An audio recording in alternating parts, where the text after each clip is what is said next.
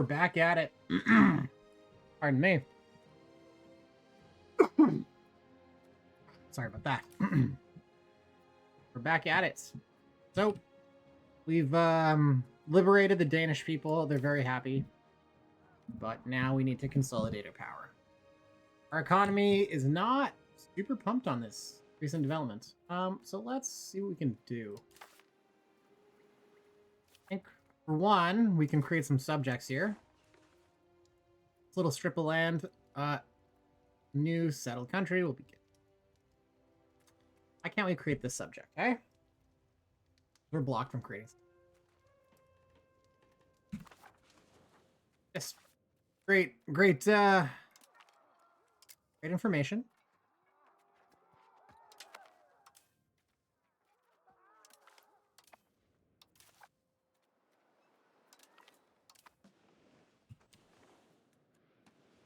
How about now? Are we able to do it now? Was it because I had levies straight?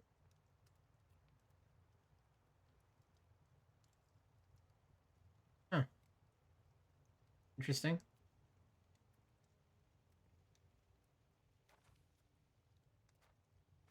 Is it? It might be because of this. I don't know why.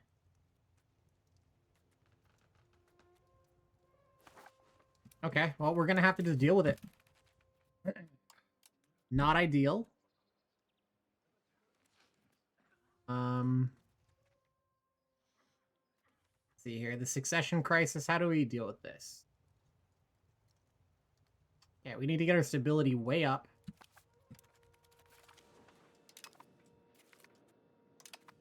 Really fucked up allowing the succession crisis to trigger. It is what it is. So we're moving to capital economy. We're encouraging migration. Our economy is fucked right now. What we should do is assimilate people. And you know what? We can actually do something else to help ourselves out a bit too. We're gonna want to let's look at our cultures. Where is it? Yeah. Cultures, here we go. In a minute. So we need to accept the Danes.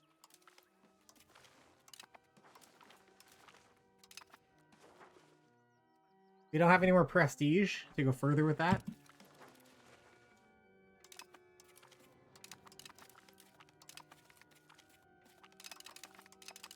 All these people are choked at us. Ooh, boy. That's not good. That is not good.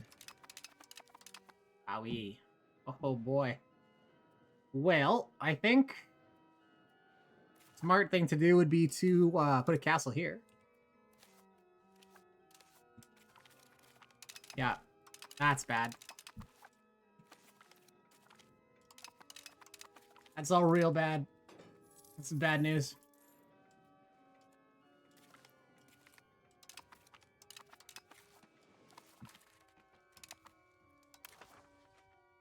Let's see what union policies. Can we vote on anymore? Okay. So we gotta just chill the fuck out for a while. We gotta deal with the succession crisis. And this coalition.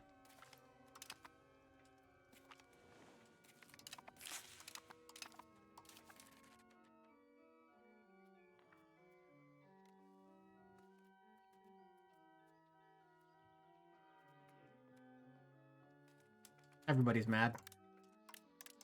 Everybody's so mad. Okay. Getting our stability up is like really important here. So we can get more rivals. Well, these guys are jerks. Fuck these guys. Rival them. And to increase our crown power, let's put our king back in charge of that. We'll eat the prestige law hit. That's nothing for us.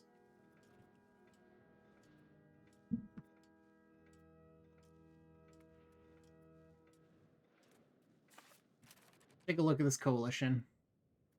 Thankfully, there's a lot that are just hovering above that 50, so they'll kick out. And the antagonism here is not all that high. And for the most part, they're pretty weak. Just a lot of these.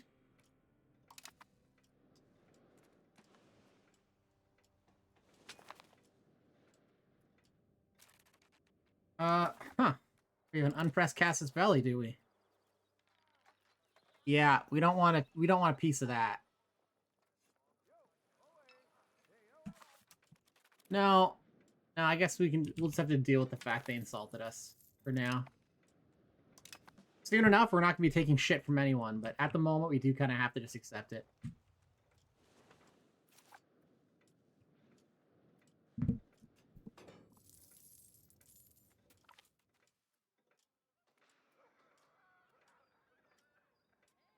Now, if they want forgiveness, they gotta find it from God. They're not getting it from me. So, the problem we have right now is because our stability is so fucking low, everybody's pissed. Everybody is so mad. Our crown power is also super low. Why is it so low? Because of the succession crisis. Yeah, we had a few bad things. I allowed the legitimacy to dip too low while the stability tanked. And that triggered the succession crisis, which is really bad. I kind of forgot about it. I forgot about the triggers for this. This is something that you should... Good play, you'll avoid it. Today we're rolling with the punches. Playing Iron Man, there's no way back. I'm a little rusty. But it's fun. It's fun coming back to this. Fun making these little mistakes. So fun.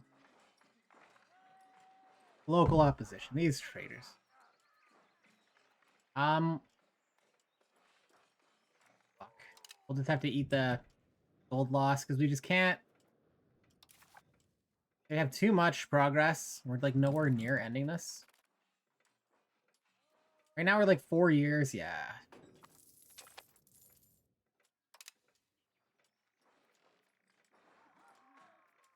This is a tough situation.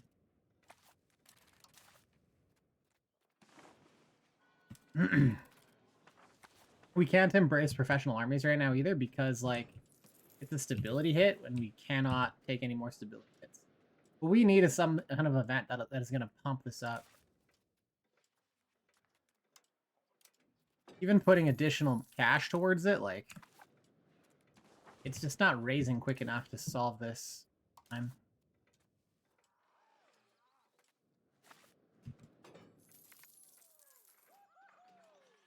There we go. We're gonna take the stability and the legitimacy because that's what we need above all else right now.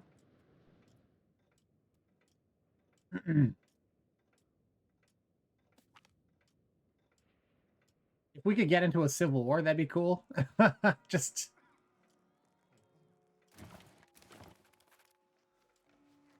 no, man, are you fucking kidding me? God fucking damn it. This is rough.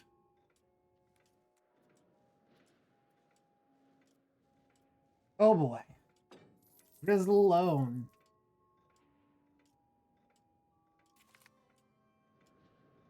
I'm glad you like the stream, Drizzalone.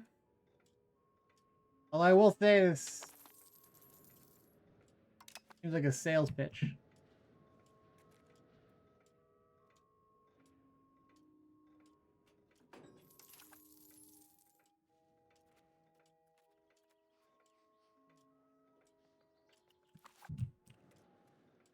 We are in a rough fucking spot right now. Alright, we'll take the stability again. We need it so badly.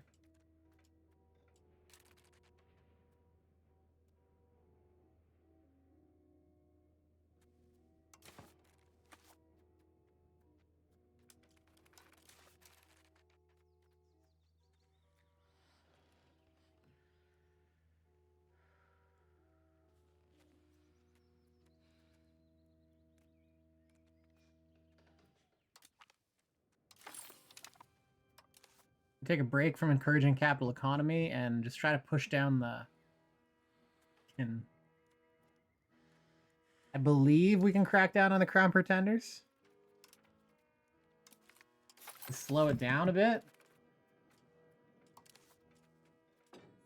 See if we have any... Yeah, darn.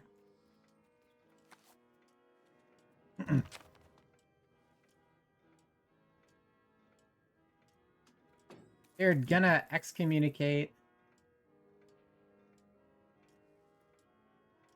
Oh, it's not me.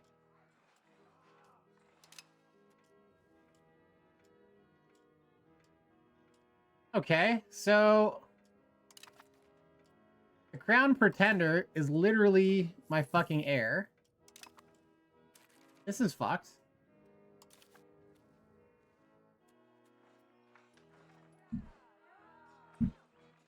See, this is a problem. This guy...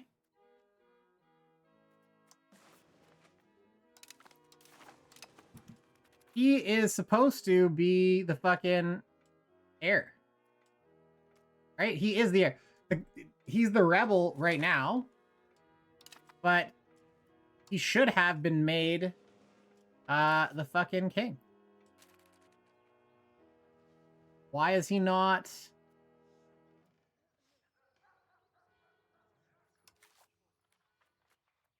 So now this one is the heir because this one is a rebel right now. Oh my god.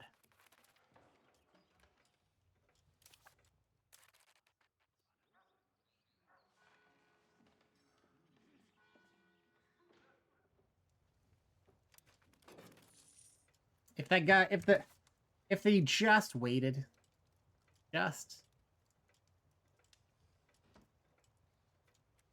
now I got 24 months to fix this at the current situation.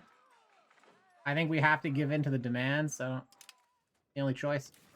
And we gotta, man, gotta fucking fix this so bad.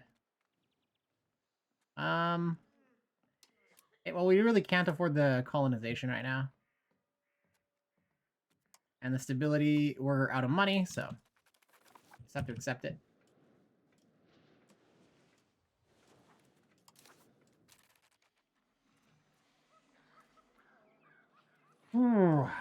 Yes, didn't go quite the way I was hoping. Now we'll dig ourselves out of this. We're gonna be fine.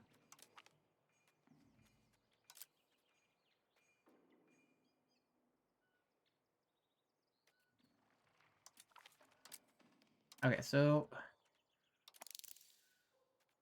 we'll get the burger literacy. Yeah. This'll work. We need that prestige.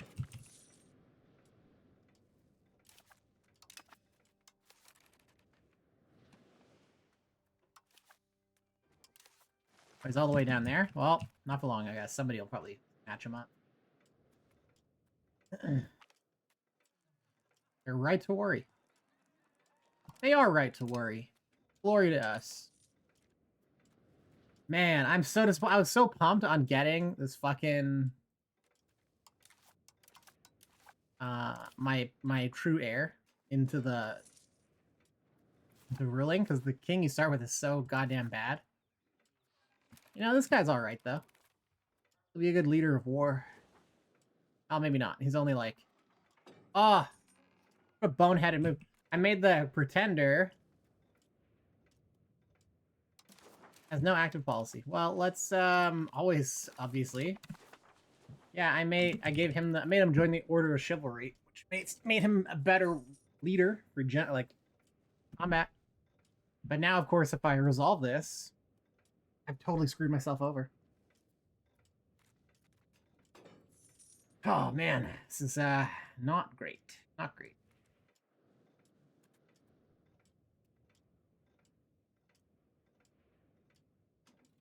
These guys are supporting rebels. That's where all their money... They're spending all their money on rebellion. Like, this is what happens when you have low taxes on commoners. Spend it on rebels and beer and popcorn. Outrageous. Inefficient minting. Shocking. Very shocking news.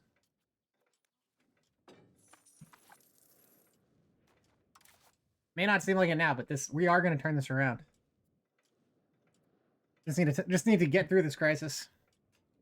It's fucking us right now so badly. Let's see here. I think this should buy me some time. Not as much as I thought. With 100... With the plus 50%. Still. Doesn't do all that much. It only gives us... We still only have about 1.5 years. And that's simply not enough time to... Like, we need some events here to fire.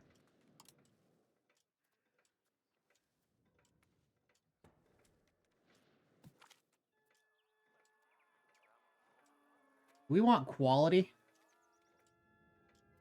Quality gives us better tactics, initiative. And it does hurt the maintenance, which I don't love. Yeah, we're gonna stick with quality.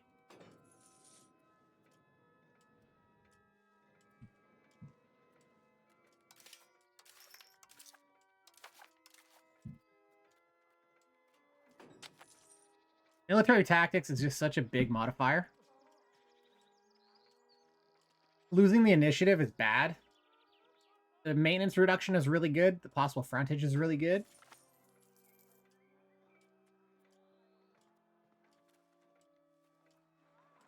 But I way prefer quality over quantity. The maintenance does hurt, but like initiative is a really important stat, and military tactics is as well. And like by stacking all the bonuses you can. Yeah, we're gonna do this because it gives us the stability which we need so badly. By stacking all the combat, like this is how every Paradox game is won in combat, is you stack every combat bonus you can get. And eventually you get so many that it just becomes like the efficiency just skyrockets. That's like what we're going for here. This is so rough.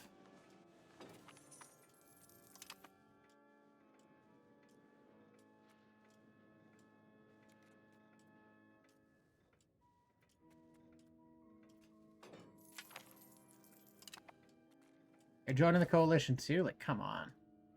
Can't you guys like forgive and forget? The coalition is shrinking rapidly. We're chilling out. Antagonism's dropping. There's much less. Much less.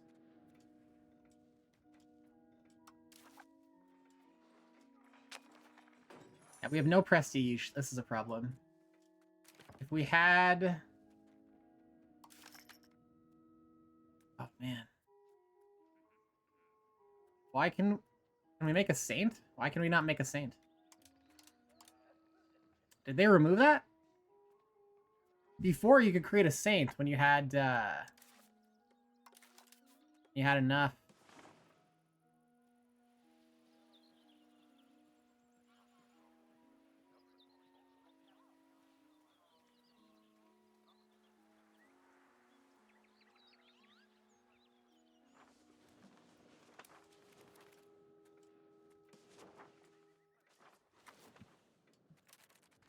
Like, before you could just sanctify someone and it would give you a bunch of, yeah. Doesn't seem like, yeah, you can't. You no longer do it. You could just basically generate a bunch of prestige by, like, making someone into a saint. Yeah.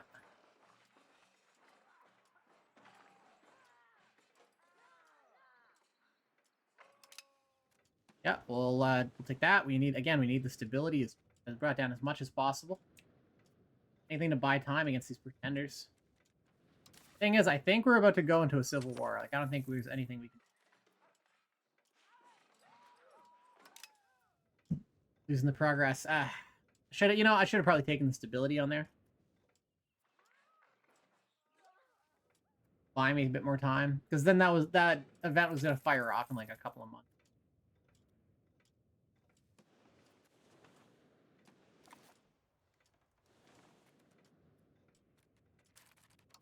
Is there anything I can do here? I don't have any prestige. See, the pretender should have been granted the throne via succession. The fact that this hasn't is fucking crazy. So this is obviously fucked.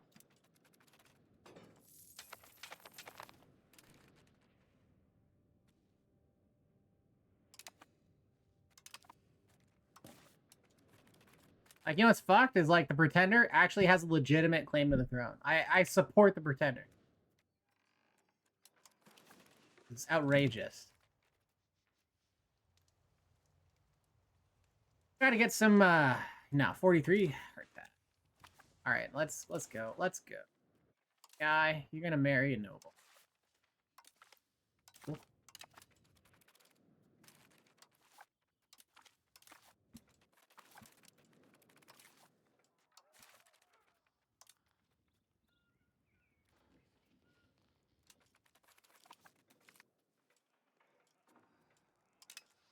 Screw him. Things are about to go to shit here anyways. We're not paying him anything.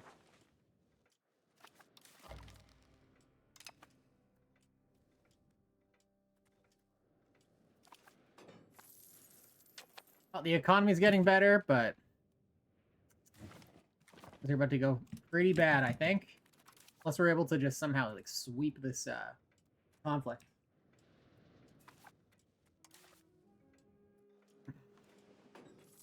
All right, well, we've done what we can. Work.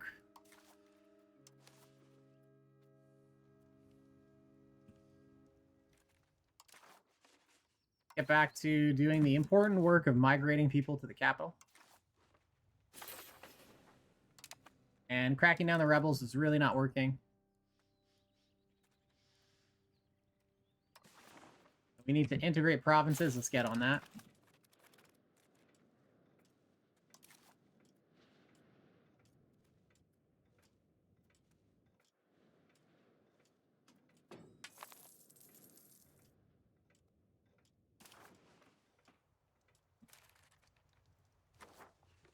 Hey, you know what? Also,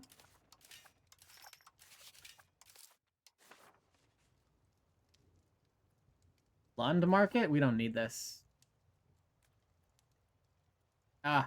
Takes it so much. What we want to do is we want to actually eliminate all of the markets so that all that we can. All right, let's see here. So,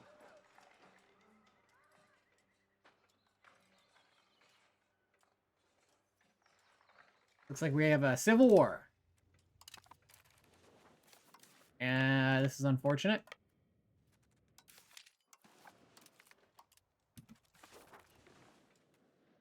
Let's see if we can, like, put this down quickly. Looks like we should be able to. Doesn't look like Pretender was ever that much of a threat.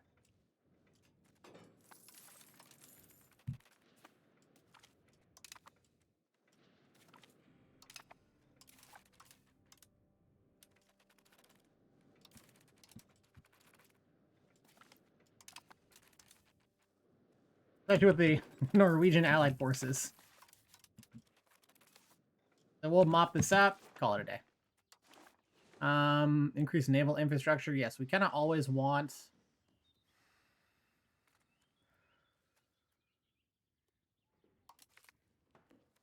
Yeah, we always want the development. We like humanism. We like that. We like naval too. And we do need a tiny bit more. Festival ground complaints? Yeah, fuck festival grounds. Alright. They're joining the coalition? Why? What? Oh, the coalition's almost gone, so. That's not a big deal. We're gonna be okay.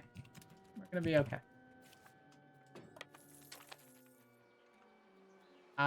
No, we're not gonna... let's see here. Bisbee gains a parliament seat. Bisbee? Yeah, you know what? That's fine. Fine. I'm gonna do it. I don't give a shit about Bisbee. And not like this is gonna be a breakaway state in like 20 years anyways.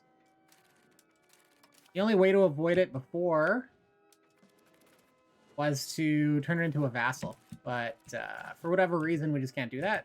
I don't know why.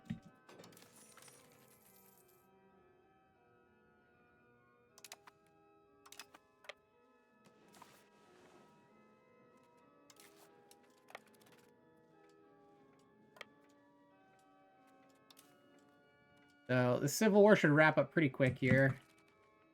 I have like almost no territory left.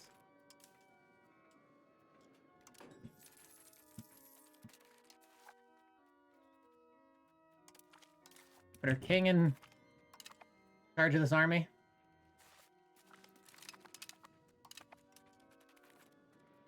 Yeah, I don't see, like, as far as I can see a single reason why the king's eldest son wasn't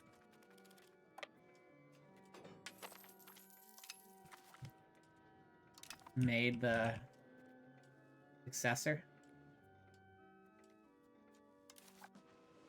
All right.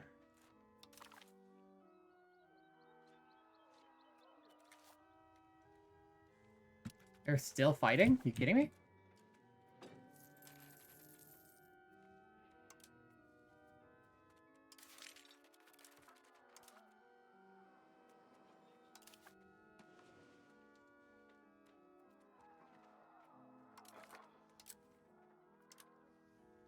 Yeah, we'll send the armored horsemen out here. We can just disband these guys. And them as well.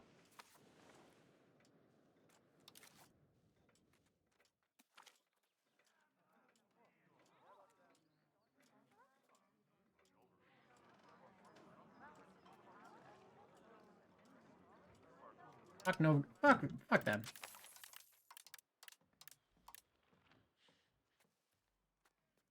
Okay, we'll lose some support there. I don't care. And we're gonna put some more money into stability, but we need to let our money get back up.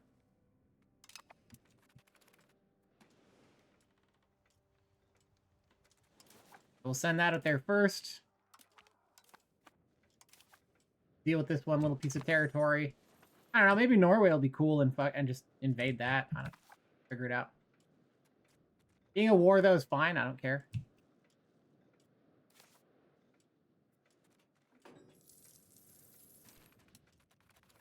It's actually somewhat... Why is my king not... This is annoying.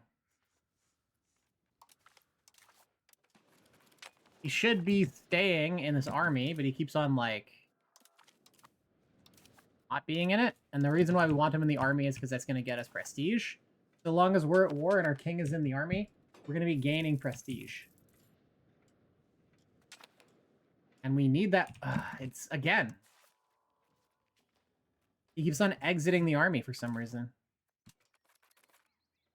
He lives in Iceland. What? Why? Why does our king live in fucking Iceland?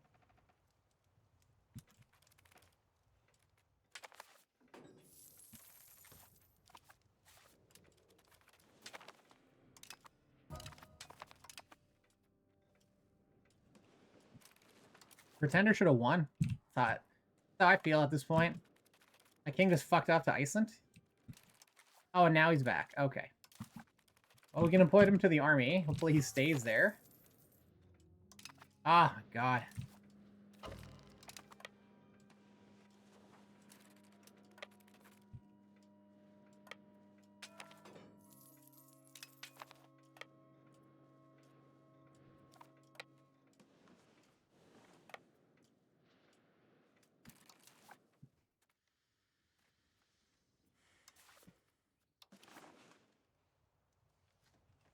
Let's just get people assimilating already.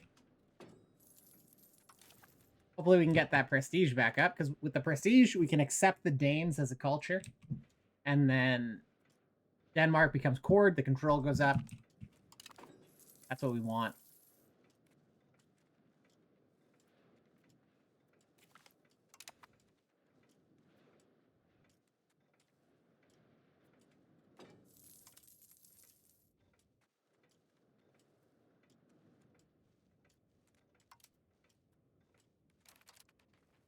Okay, the Danish Patriots actually have a lot of troops, so we're gonna have to raise our levies.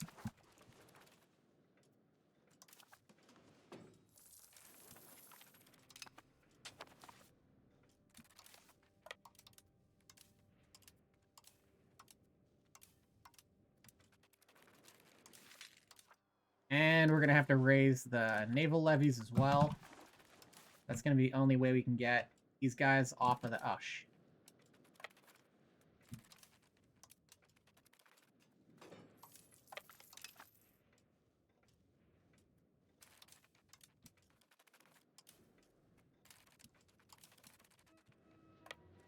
Let's send our ships down there.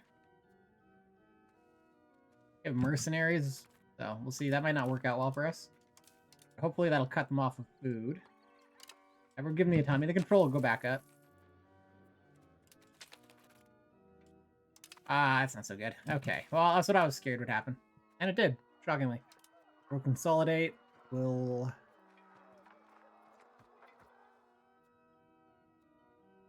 it's actually balanced, so... Move over here.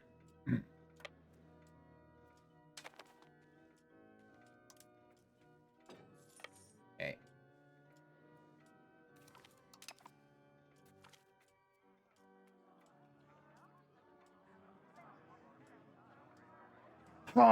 Okay, so if I recall, if I don't kill him,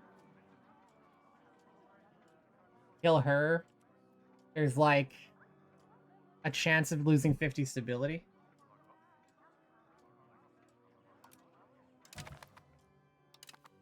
So we'll just allow it to happen. We'll just allow the death. I swear, there's like, could be wrong. I could be dead wrong here. But I'm pretty sure what'll happen is there'll be like a weird event that triggers right after, and we lose 50 stability. And we're not going back.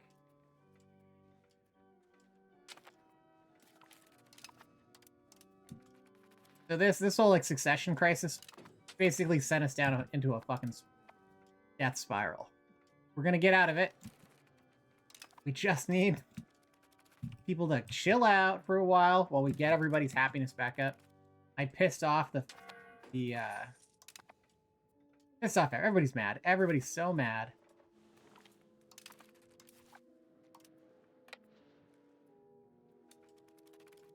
So right now we'll just chill out with this Danish war for a while. It's totally fine. Like these uprisings. Okay, so there was a minor uprising, I guess, is what triggered. But that's fine.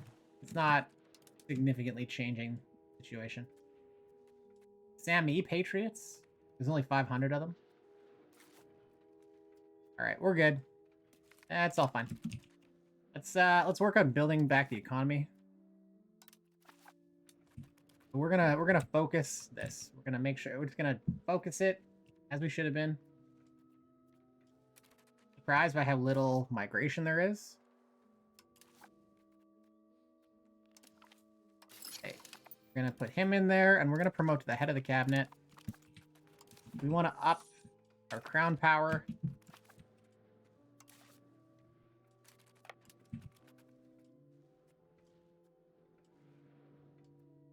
Now we're gonna claw our way out. We're gonna pump stability up. We're gonna get everybody happy with how things are being run. And we're gonna fix the economy.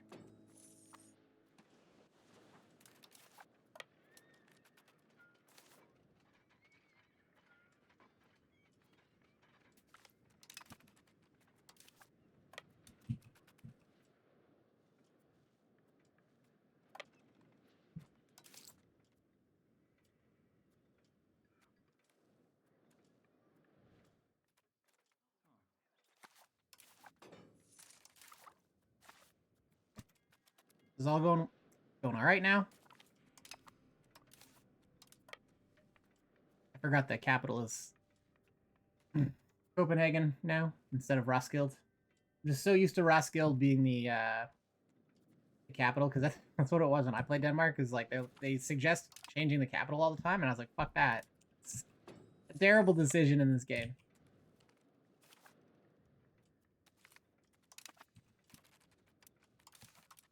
Yeah, I'll just keep on having.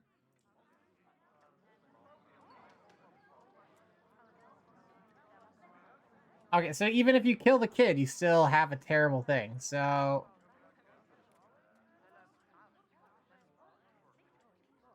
I'll just have to take the minus money thing. Yeah, it's basically like if you let the kid live, something happens, you lose like 50 stability and you have no control. And I guess if you don't, you lose all your money. I don't know. Not the most well thought out, like, fucking event chain, honestly. Magnus, that's a good name.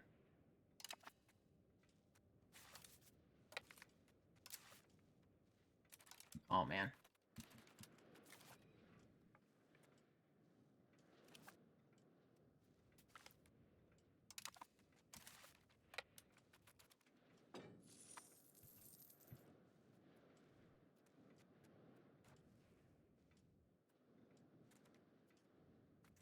Finally had some prestige, too, and it's all gone.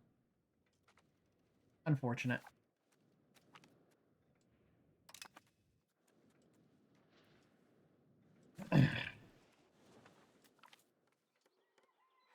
We gained 20 prestige. Okay, we can make some things happen now. So, let's go to our cultures. And, Holsteinen, eh?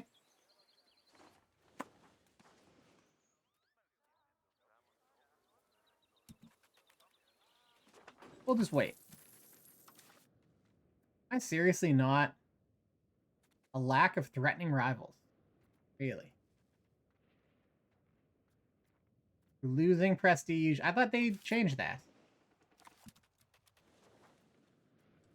Well,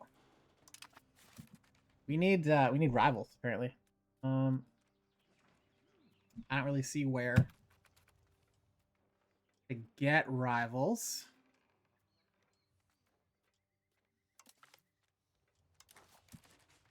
Okay, it's not really giving us the option. Alright, whatever. It is what it is. So, yeah.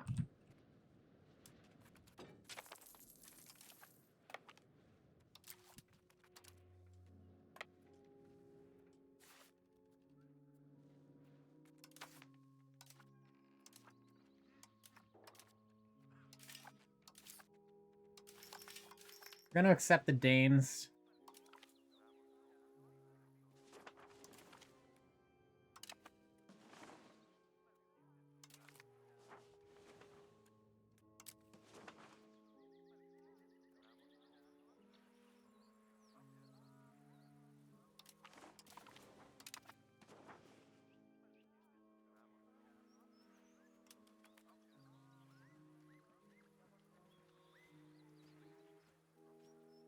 Maybe they've changed how this works, because before they had, like, accepted and tolerated.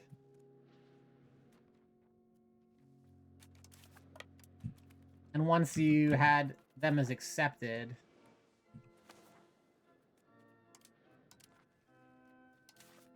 then kind of a lot of the problems went away.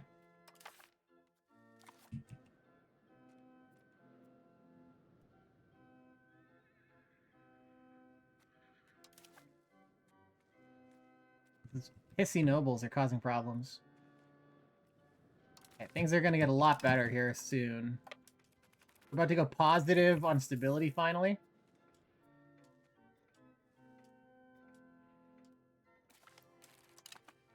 Alright, this war is just about done.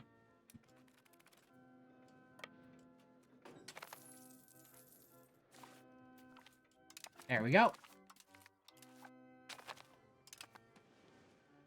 And now I make less money. This is bad for the economy. How interesting.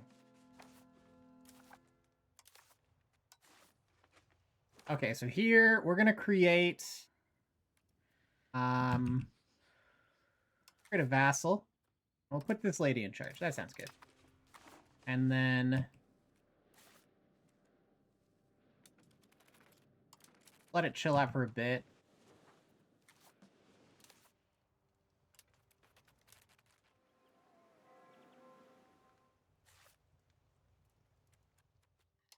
We want to enforce our culture. That's kind of a big deal for us. We're going to create some more subjects like we just can't really handle. all this right now. Another vassal.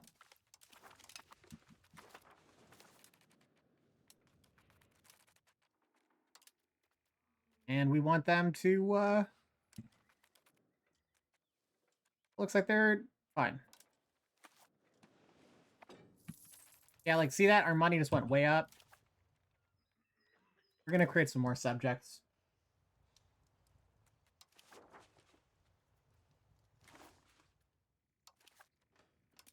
This guy in charge.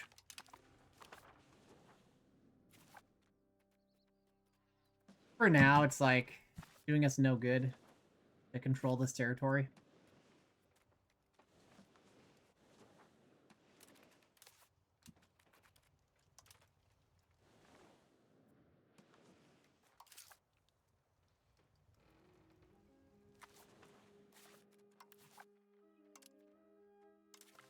They're all going to be disloyal, but we want to enforce our culture.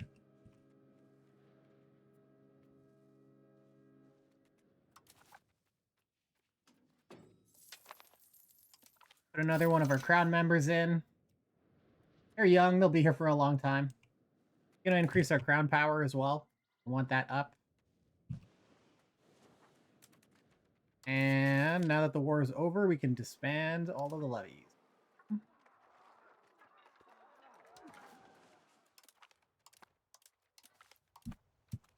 Go back.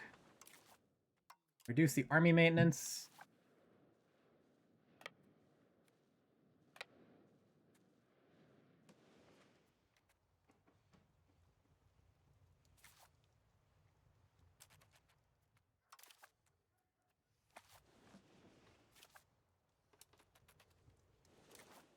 Take a look at the demographics here.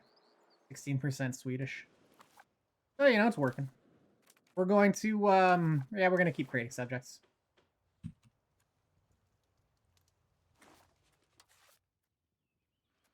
Wow, this guy's incredible. Look at this dude. Holy shit. He gets to be a dude now. We'll wait it out. Yeah, just like, we're going to balkanize it up. That'll develop him nicely. But mostly it's just going to let us kind of focus on what we need to focus. So, like, encouraging migration to Stockholm is kind of a big deal. We're going to keep building this up.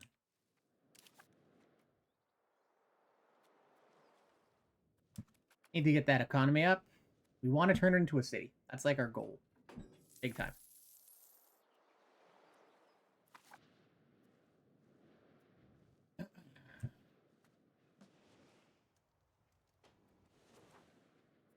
Yeah, so now our econ's coming up.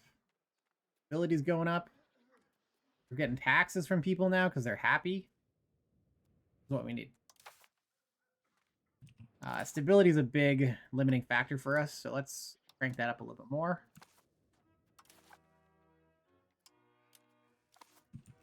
There. Now we're on the right track.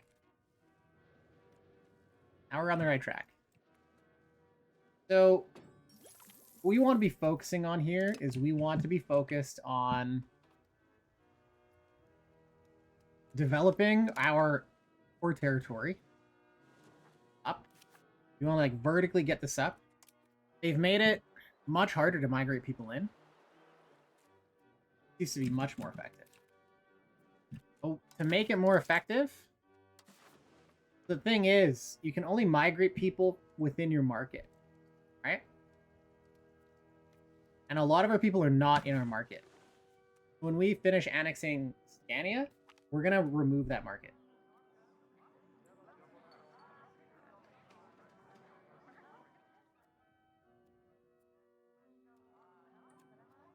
Ah, see, here we go. No matter what. I should have just let my kid live. God fucking damn it.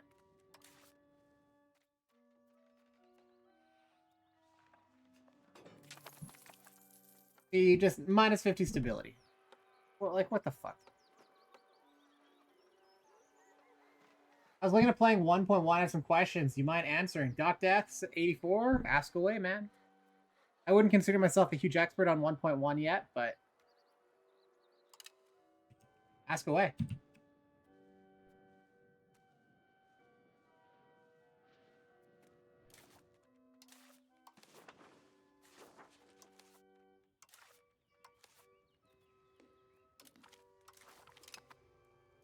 We're just gonna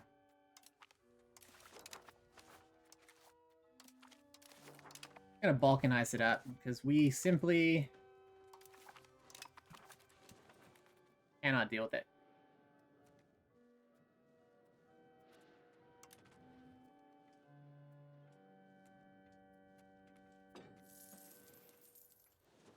What we're going to do as well is we're going to be just continually enforcing the culture.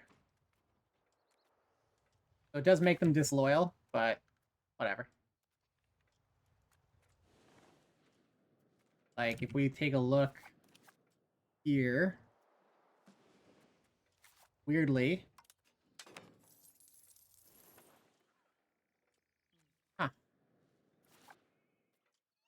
didn't seem to do anything, actually. That's unfortunate.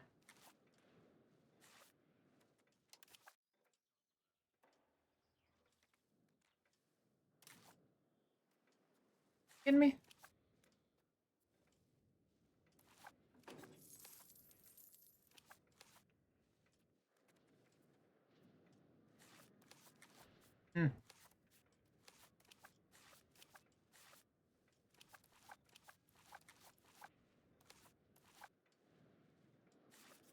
Well, looks like is there a point to taking admin for first age since lead efficiency doesn't matter like it? Honestly, I don't think there really is much of a point in doing admin. I didn't take it. I kind of, so for me, I value trying to decide what path to take, how they matter. Doc Death. It really depends on how you want to play. So like this time around, what I did is just for some flavor, I took the one that unlocks the March vassal type. Because I want to have a bunch of vassals, and when you have marches, that gives you a third bucket of vassals. Because the way vassals work is they take out all their combined power, and that's how they determine if they're loyal to you. Marches are a third type, right? So you're not giving the extra power to the vassal type or the fiefdom. It's a whole other bucket. So you can have more vassals if you take the march. As well, marches can have big militaries, and then military might doesn't count against you. So they'll still pay taxes. They pay less. They have better militaries. They can have more military, and it's not going to challenge you as much. So it just allows you to have much more vassals, is my thinking on it. So I took that one. I think that was the diplomacy route, if I'm not mistaken. The rest of the ages, honestly, I valued the combat bonuses more than anything. So like literacy is fine, this and that is fine. But at the end of the day, it kind of comes down like you're going to be doing a lot of fighting. And so like I would kind of decide from the beginning what is going to be the main part of my military.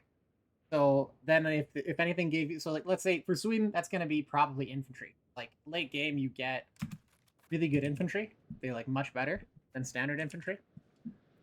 So if I collected like an extra 10% infantry for that age, from that specific bonus, then that's big. Because you add all these things up, right?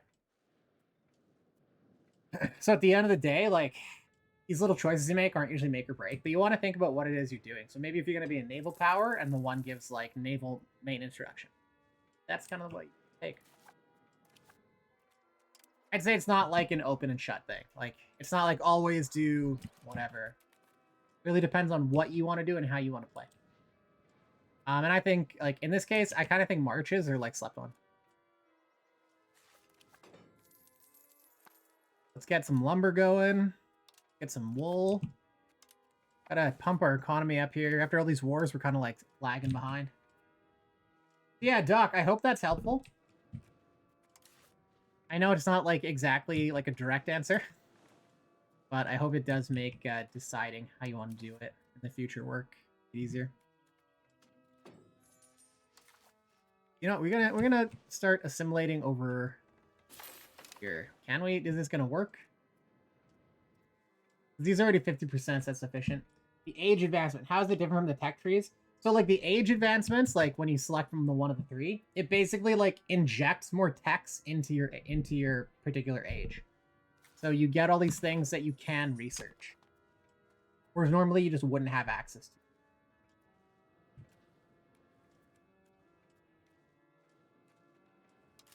So like I don't know if I'm able to go look at it Yeah, I don't know. I don't know. Next age we roll into, I'll point it out. But it'll say like all the things that it does. And of those, it puts more text that you can pick. It's like a different path, yeah. There are little ways you can kind of nudge yourself in different directions and it'll kind of change. Some of them are more impactful than others. Like having the March vassal type, for instance, is big. It's kind of like, and in these games, I really like going for things that actually change, like it gives you access to new mechanics, changes how they function. So let's see here. It says plus 65, but it still says 0.0%. Is anybody actually becoming Swedish? Doesn't look like it. We'll let it tick for a few months. I think because the control is so low. I think at 0% control, it like reduces how effective this is gonna be. But yeah, you know what? First and foremost, let's integrate the province. The integration is sitting at like near 0. But yeah. So there's little different advancements. They're like different paths, but keep pumping up this econ. They're like different paths, but you could, no matter which way you go, can you annex marches? You cannot. That is one of the big, that's one thing about marches. That's a good point to bring up. You cannot annex the march diplomatically.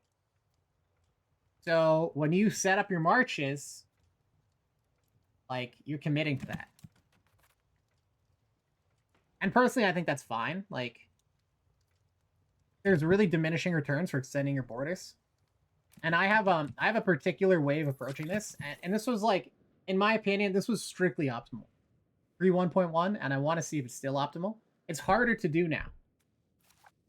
It's much harder to do, but we're gonna migrate people into our capital until it's big enough to be a city. We're gonna upgrade it to a city. We're gonna do that to the next tile. We're gonna build these cities up. And the reason why we're doing this is because it's just the most efficient by far for like getting production efficiency and getting a bigger return on our investment. Like you could, you could make the argument to like build towns up next. But in this case, what we want to do is we're going to go and try to get the city up. It's just very expensive and we keep on having to spend our money on dumb shit. Hopefully I can stop. But what we're going to do is we're going to remove all the markets that are near us. We're going to take over a big swath of territory. We're going to rip down all the markets so we have one market. And we're going to use, like later on, we're going to embrace mercantilism. We want more market protection and attraction so that our market encompasses all of our territory. Okay? And we're going to, we want capital economy as well. This is going to be a big deal. It's all going to come together. You're going to see the vision. We want one market and a large nation is the eventual goal. I vassalize these because in theory, when we enforce culture, it's supposed to make it their primary culture. Their person, he's supposed to become Swedish. He's not. So I think enforcing culture is fucked right now. Because like nobody here turned Swedish. Some people did. So it makes a bunch of people Swedish in exchange for their loyalty. He's still not Swedish though, so that's bullshit. And then in theory, they should start converting it themselves. It doesn't seem like they are, so. Yeah, everything's still Danish. There's some Swedes here. But yeah, anyhow. So we're gonna extend our borders, right?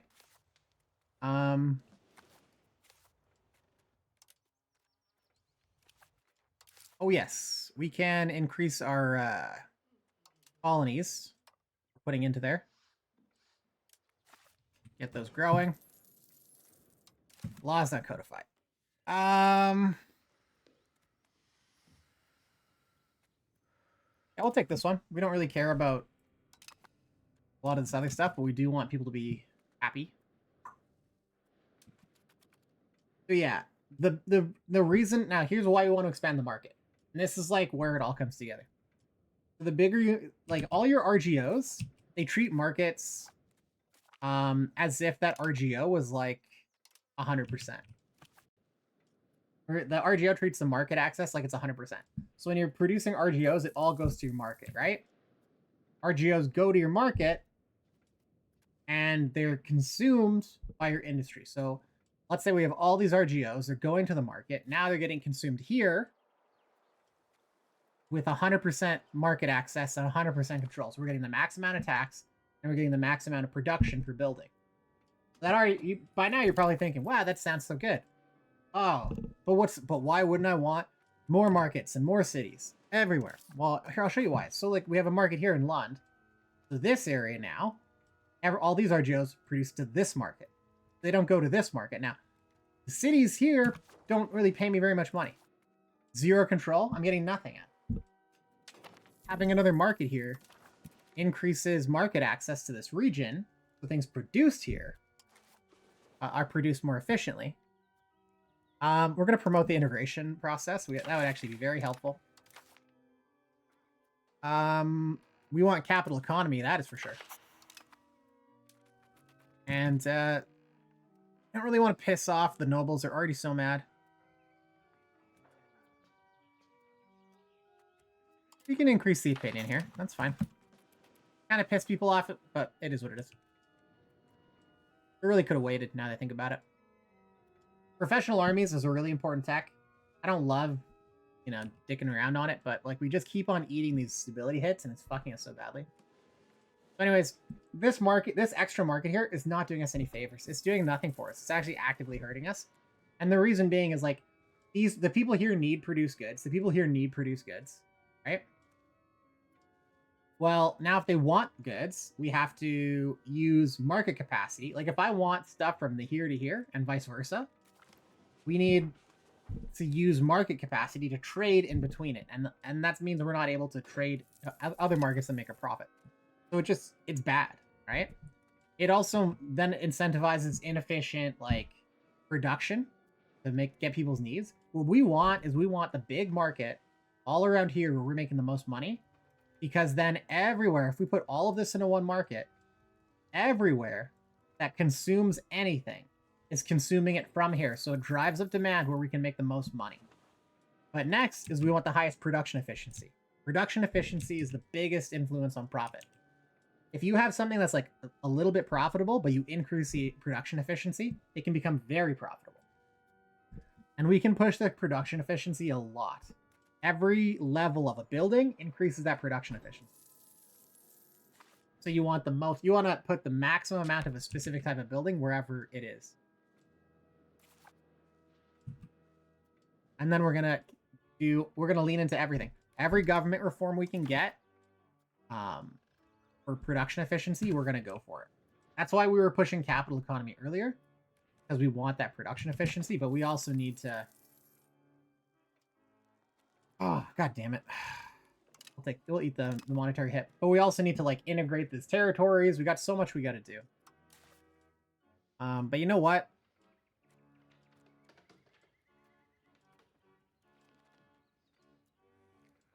Yeah, we'll integrate the stuff first, and then we'll go and we'll get our production efficiency going.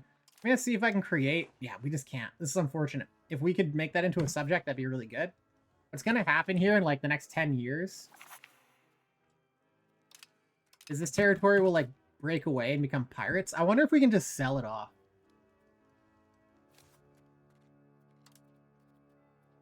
Yeah, I need more diplomats. I'm gonna try to sell this land. If I can make some money off this, that would be ideal.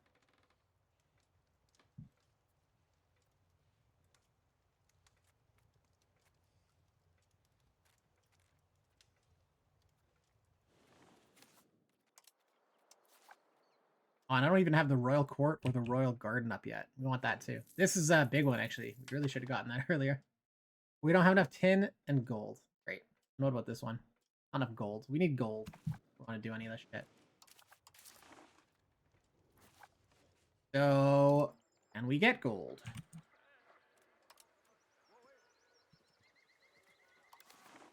Put some Do this manually. It's gonna cost us money. Hopefully that'll get us some gold.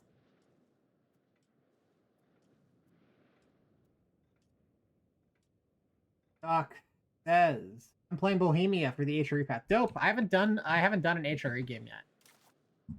It seems really fun. Bohemia seems like so powerful as well. God damn. That sucks. It is what it is. Yeah, Bohemia sounds fun. I'm kind of waiting for them to kind of make the HRE work a bit better. Same thing with Byzantium. Wow, that's crazy. Bulgaria just ate Byzantium up. Same thing with Byzantium. That's been like a really popular playthrough for a lot of people, but you know they're gonna go crazy with it with the DLC soon enough. So trying some different places. I doubt they're really gonna do a whole lot with the Nordics. So I feel like they're about as good as they're gonna get. There is a really cool playthrough here. You can play as this like pirate enclave, but they recently fucked it up. It's been scuffed basically since launch. Like, the slaving mechanics were all fucked with the pirate raids and, like, the privateers. And then it seems like they fixed that. But a building that's supposed to spawn there that makes you, like, economically viable stops spawning. Like, it spawns in and then just disappears. So it was bugged on the last patch to not work properly. I've been waiting for so long to try to play as the pirates. You can actually do something really cool. And I'll do that if it's fixed in this patch, I'll do that as another playthrough. Because we'll play as like these Norse pagan pirates and go like super fucking tall.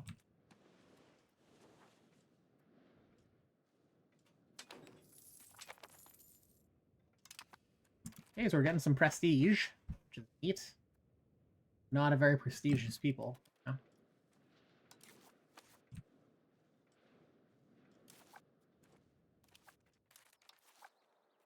Econ is doing things. We love it. We love it. Getting gold in now, but it's still not enough. Still not enough to build these.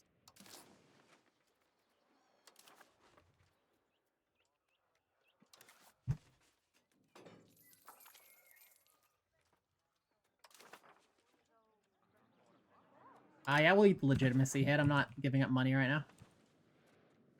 Had enough of that.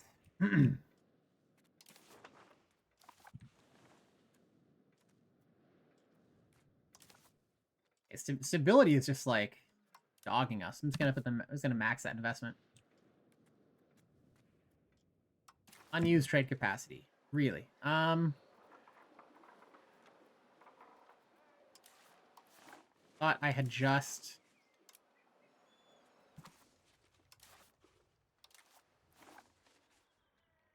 want gold. Why is it not?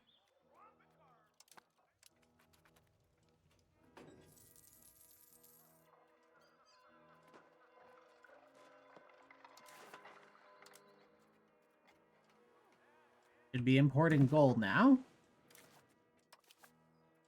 So hopefully we'll see.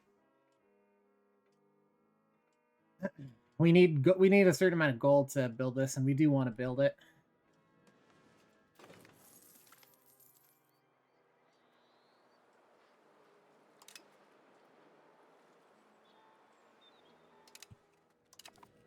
Okay. We're gonna keep colonizing this territory. We'll just do it a little bit at a time. Now the reason being is there is a lot of like lumber. Apparently lumber is super short in this new update, which is kind of interesting. But once we need a certain amount of territory to form Scandinavia. So it's a formable that we want. We need to colonize a bunch of this stuff. There is like one issue that I have with it, which is like to get your population to actually grow, you need to build these fucking settlements. Otherwise, the population just won't. It's a bit of an issue. It's a bit of an issue. You can also use cabinet action to like push up the population growth and the development, but because the population growth is small, it still like drops in a bucket. Like right here, there's people migrating out. That's fine. We're okay with that.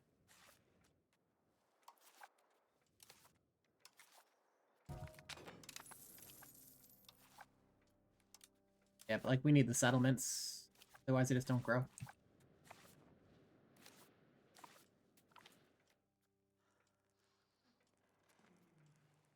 Gain some prestige. Veliki gets mad. Veliki Novgorod doesn't like it. Well, they can suck lemon. Care what they think. We've got our nice vassals out here. They're to be, you know, good enough to deal with. Yeah, we'll take their pops. We'll happily take their pops.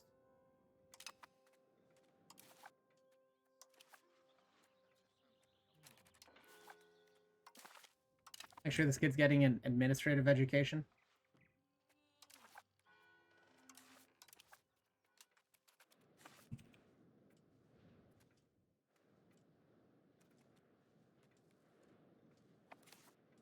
Oh, you know, everything's all coming. It's all coming together over here.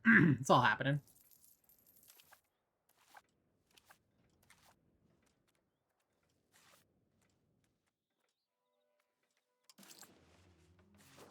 We're gonna take a look at our food. How our food's doing. Fine. Still near max. So I noticed they changed up how food works in this patch, big time. And like, I was killing my econ. It was really bad actually. By putting, because before you had to, they changed it. You had to buy food. If you didn't buy food, the provinces just fucking starved. Now, if you have the buy food set, it'll buy food until you're at the max of your market thing. But the thing is because your food production is variable, it's not like averaged out. You're gonna overproduce and then you're gonna underproduce and you're gonna overproduce, so it yo-yos back and forth. So you don't really want to be buying food up the market when everybody's underproducing, because you have enough of a buffer that you're gonna carry through. Something to keep in mind.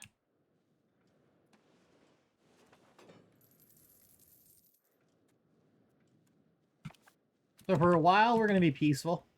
We just dealt with so much shit. We could, like, we don't have the stability to, you know, like, no CB people. Down the line, sure. I would love to take a big chunk, like this territory, like just all of this and make it into a march. That I would love to do. Same thing here, getting some marches in here, like some nice big juicy marches. Okay. So we were talking earlier about selling some territory that's actually going to be... Can't sell locations because they're at war. Yeah. What about the Teutonic Orders? Can we sell? Nope, they're also at war. Okay, that's unfortunate. What about Bohemia? They are also at war. Okay, unfortunate. Damn. What about the Kingdom of England? Nope. Hey, because I want to sell this island. What about these guys? They buy it?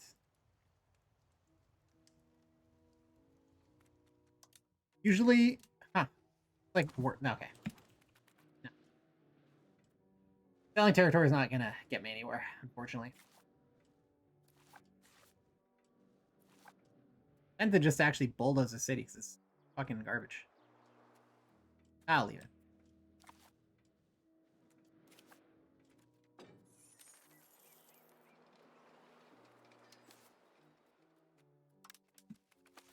Keep on building up our industry here. The goal is to make it into a city. We need... There we go. Now we're getting a good amount of migration. We're getting like 100 people a tick. That's what I was expecting. Before it was like 10, 15 people, so I don't know. Oh, we're getting Novgorodian pops come in. That's why. Well, we'll keep on building it up.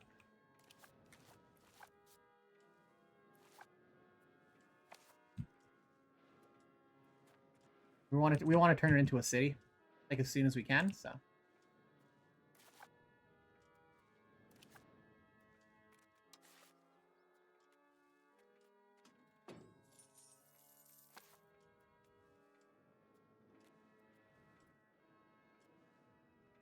Let's keep going.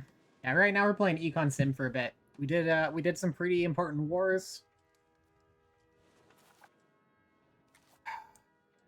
Now we're just gonna we kind of expand slowly out here.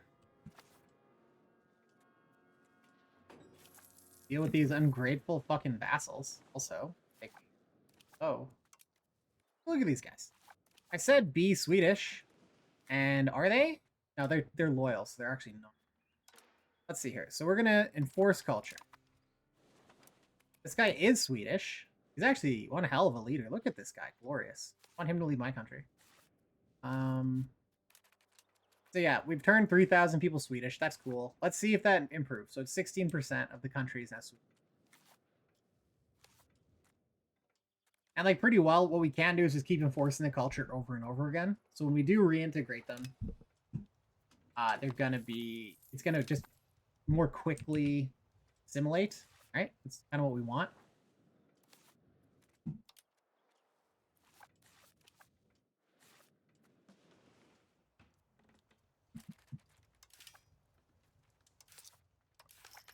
And let's see if we can... Can't do it. Okay, well, whatever.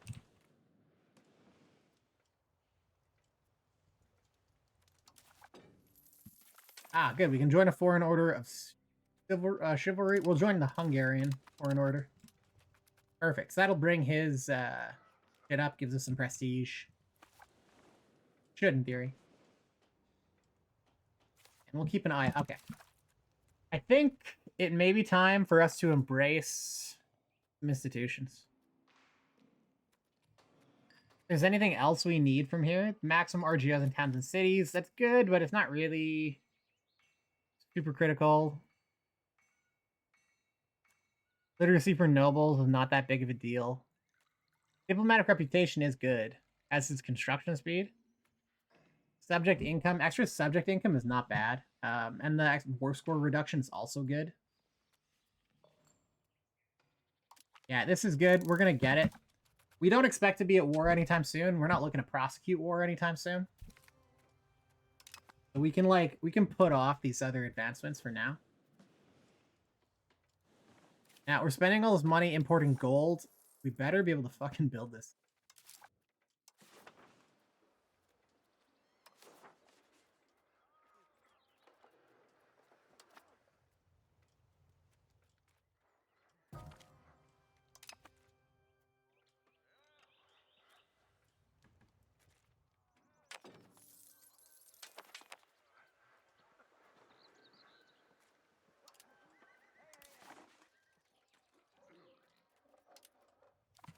We'll import some more gold.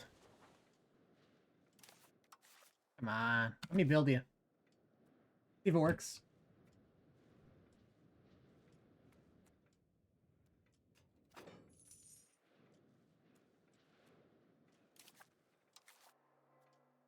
Okay.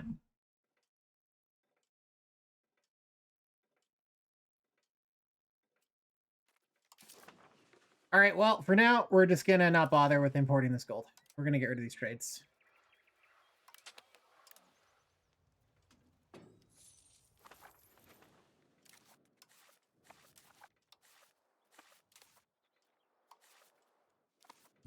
Not working out for us. I'm going to just re-automate the capacity. Just not working. Now, what we can do, we're going to get some fishing villages going. Fishing villages do some good stuff.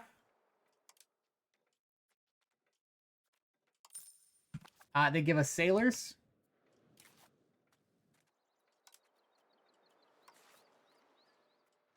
Got a galley built as well.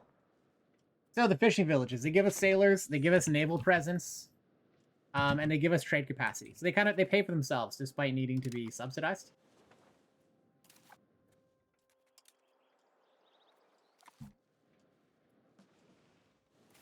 And if we're gonna deal with these pirates, we're gonna need sailors.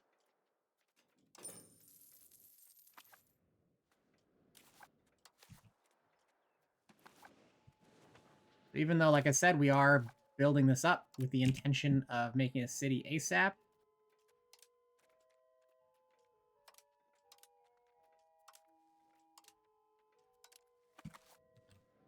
We do have other things we need to be doing as well. We're also going to get a galley. We'll start building a navy. Because like I said, we're going to have to actually have a pretty strong navy. Because the pirates spawn in with like 16 ships. Bit of an issue. A bit of an issue.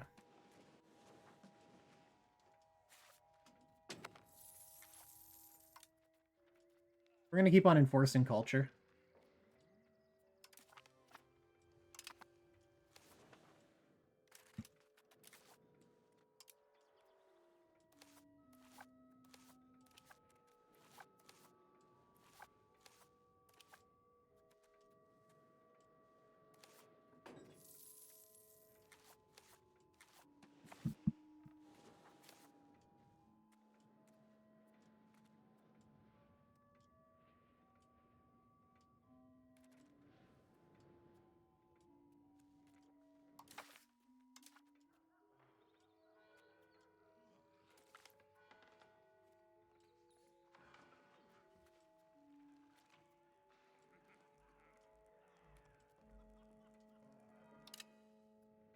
Our nobles just fucking hate us. Like, holy.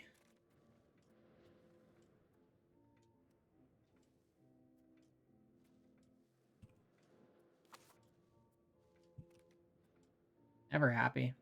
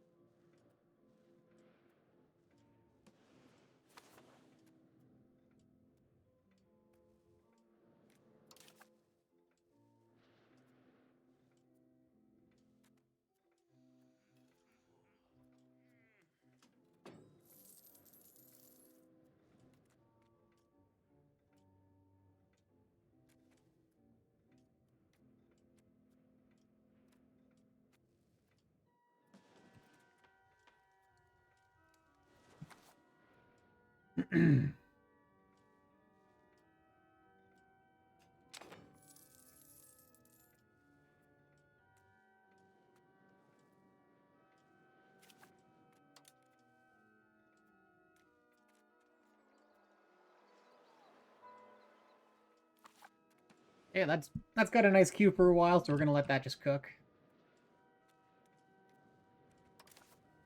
Let's see here. Our trade income is 4.8. Let's see how it changes once all of these fishing villages go up. I think they're gonna cost me like 0.2 each. But in return, they're gonna create a bit more demand.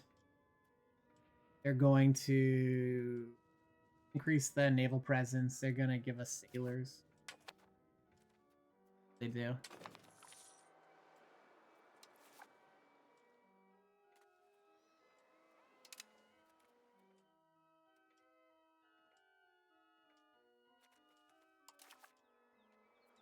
Negative prosperity is bad. Why is it so bad? What happened?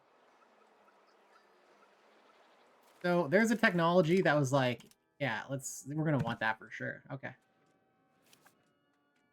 Nice.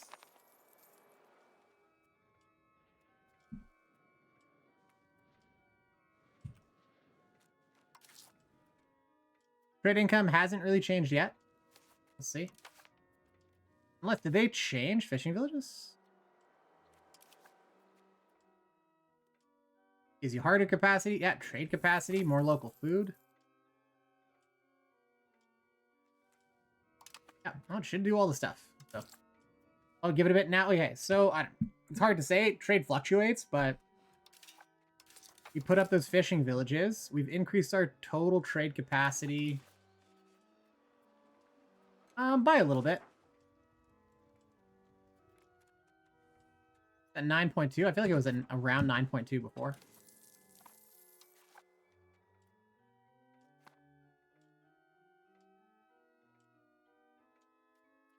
Oh, they turned salt and tools into fish as well.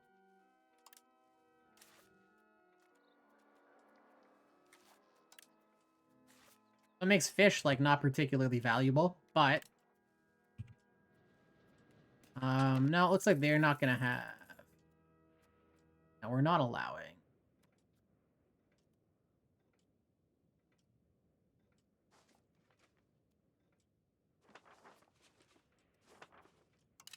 Enough of the stability hits. Fuck.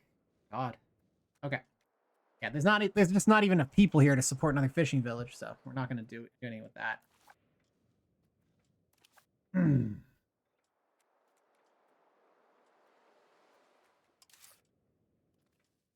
Yeah, just the extra trade income is valuable.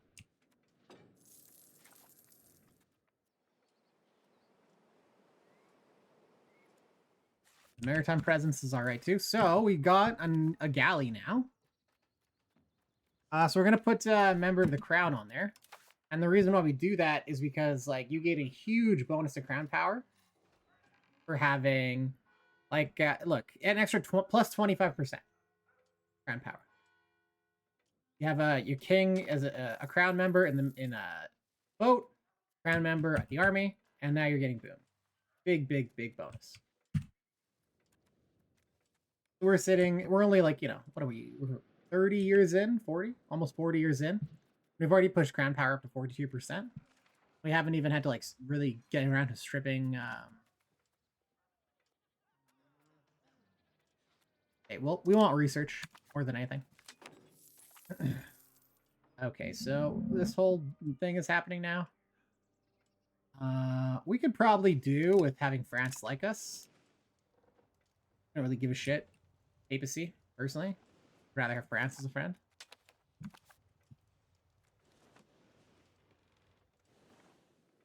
Asia is like the biggest threat to us, so us aligning with France is natural, especially since we want to conquer England. Okay, so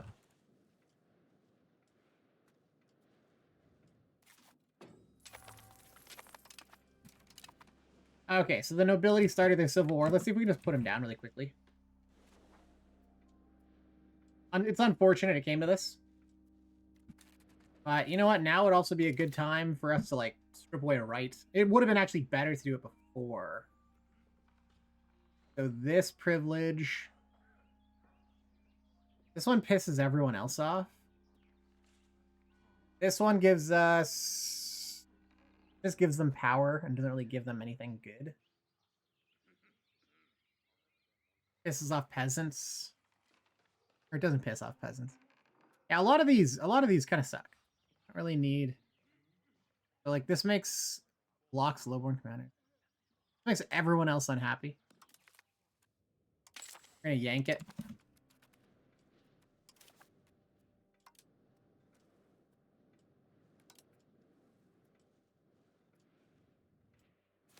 Have our king go deal with the nobles themselves. Seems quite kingly.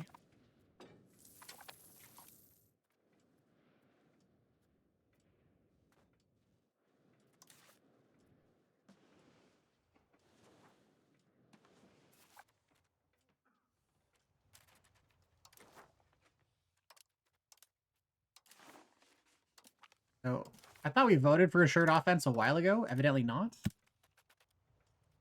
Need to get the rest of these cooking away. Because like okay, so we've got Scania now. They've been integrated. That's good. That means we're gonna we need stability up. We're working on making so much stuff happen and all cost stability.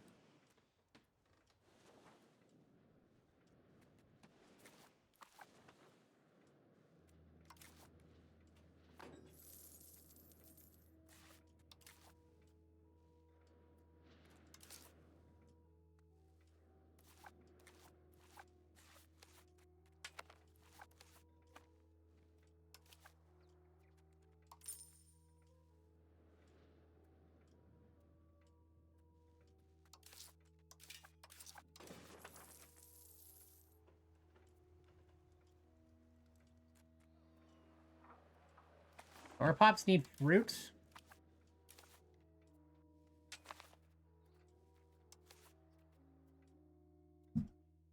Build fruit orchards here.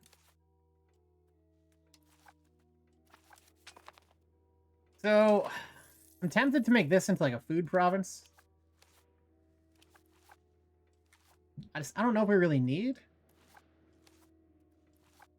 I'd almost rather just have it as a city.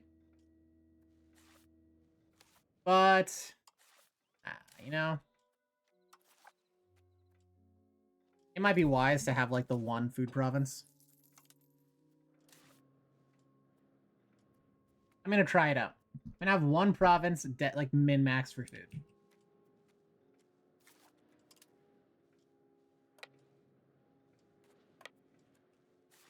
Okay, so these guys seem to be going out this way. We'll send our the king's forces over here.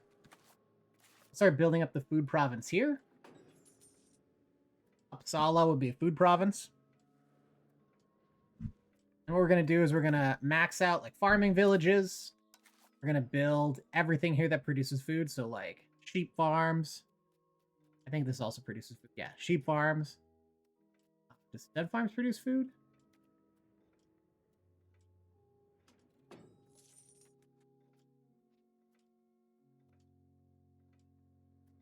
No. Windmills. Yeah. We're gonna try to make this into just like the breadbasket of the entire fucking north. Yeah, that goes. Generally, I just want to make them all cities around the capital.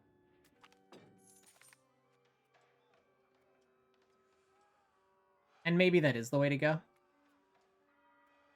They can suck it up. Because like these things produce food too. Yeah. It's fine. We'll allow the fruit.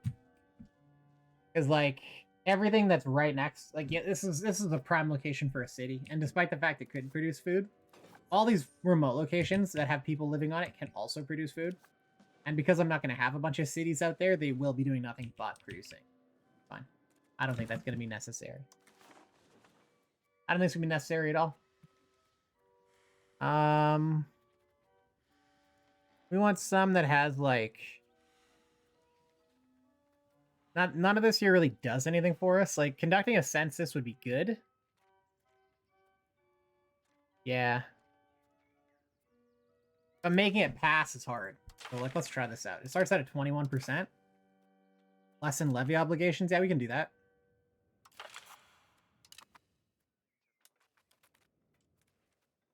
And then local assembly. What do the local assemblies do? Gives us more peasant power.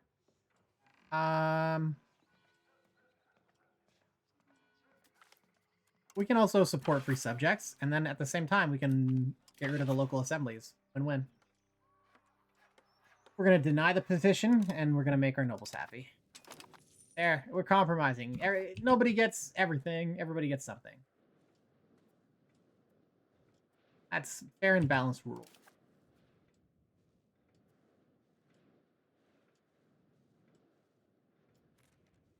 It looks like the Norwegians should be able to finish up this war for us. We're not in a crazy rush to get it done ourselves. It's fine. We're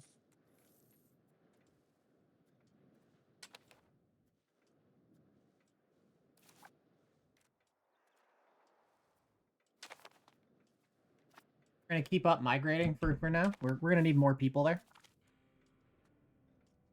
Oh, he's come of age. Well. Fine.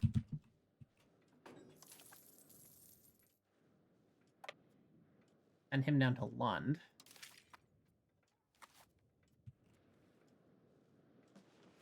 Ooh, we won the war. Hooray.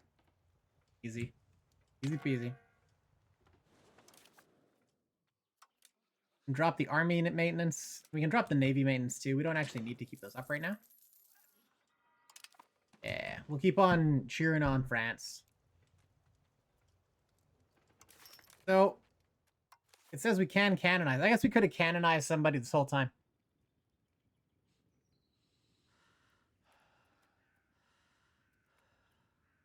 Gives us prestige and legitimacy.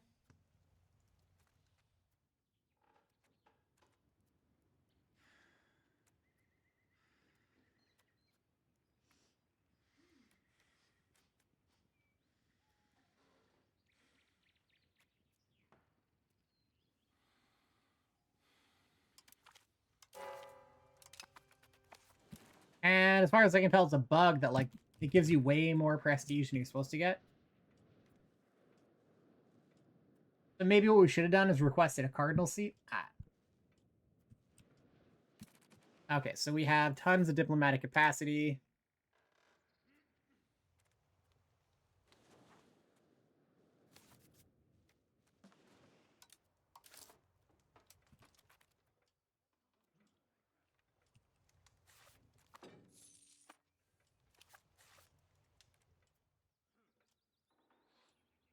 Too many vassals. That's an issue.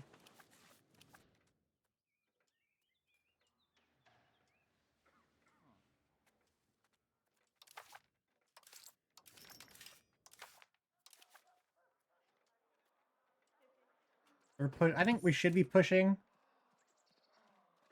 Slows down speed of annexation. Interesting. Interesting. That's fine. We don't have to annex quickly. We're in no rush.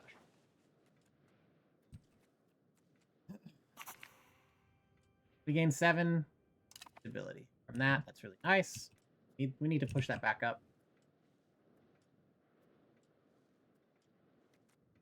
Danish Patriots. That's no good.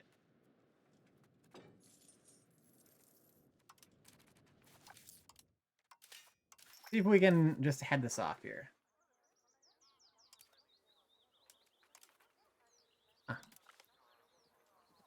Oh, so you have to click on that. Whole freaking time.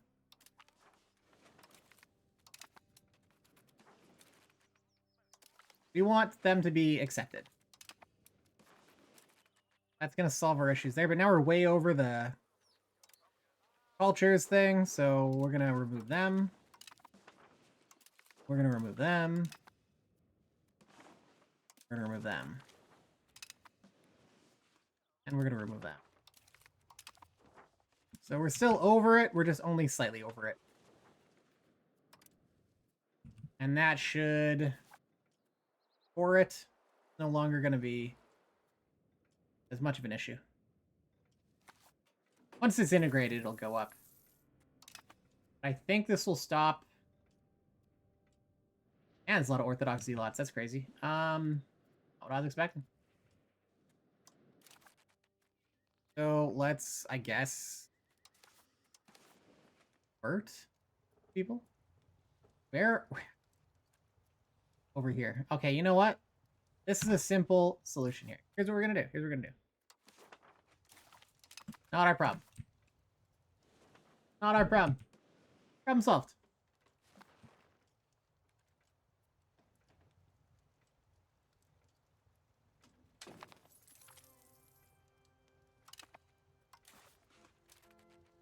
We got Orthodox zealots here and there. Well,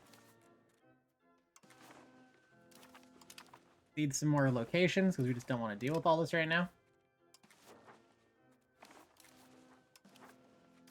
They can just have the whole province. That's fine. We can come back for these guys later. Not a big deal. And then we've been encouraging migration. Well, let's start. Let's make sure that these people are all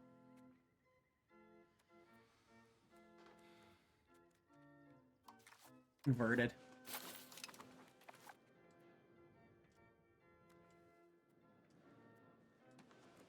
Can't be Orthodox zealots if there's nobody that's Orthodox, right? Easy peasy. Solve the problem.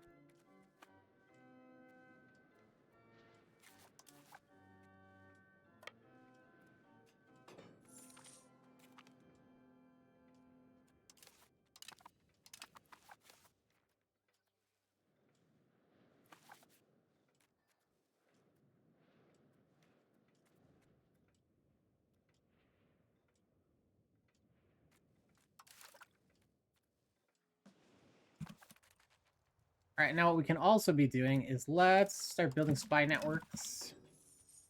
At least get one.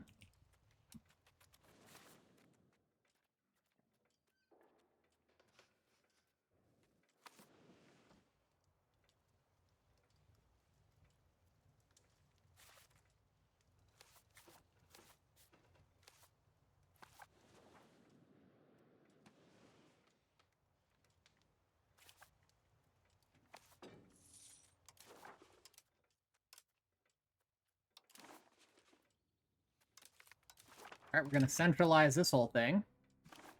Then we're gonna start annexing Norway. It's gonna be the plan. Once Funen is loyal, we'll start annexing them too.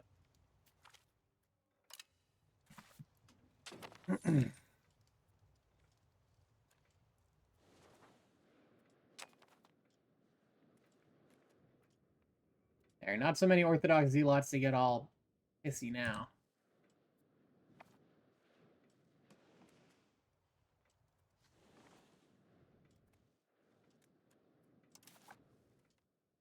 As we can see, our trade income's gone up a little bit.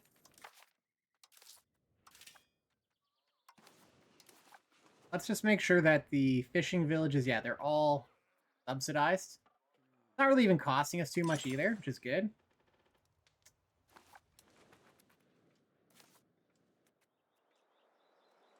Yeah, they're giving us 0.25 trade capacity each.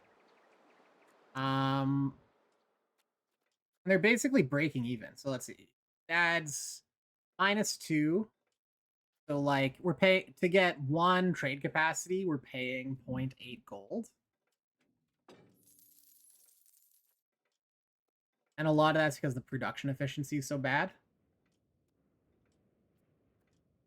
right now.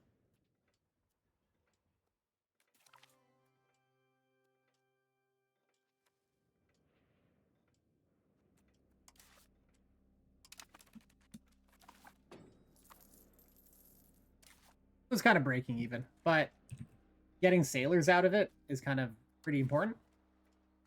So it's almost like free sailors. It also increases the naval presence, which is really good. We're gonna pump them out. To get more ships, we just need more sailors. Like, that's kind of what it is.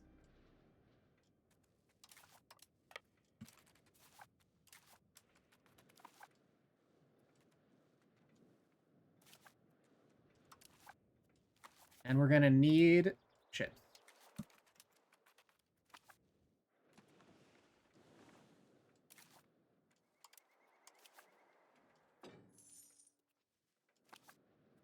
As well, being able to export stuff kind of just makes everything more valuable. Here's the thing. I wish I explained this earlier. Making everything more efficient by maximizing production efficiency is super important because it also makes it possible for you to export things at a profit.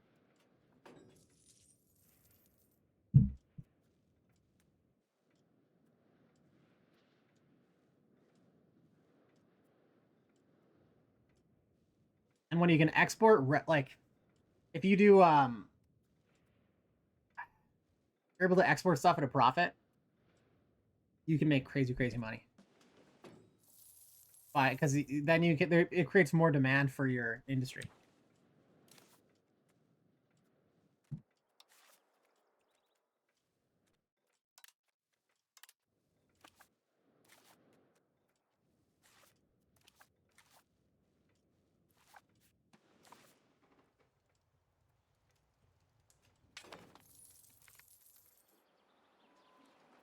But yeah, we don't subsidize our businesses.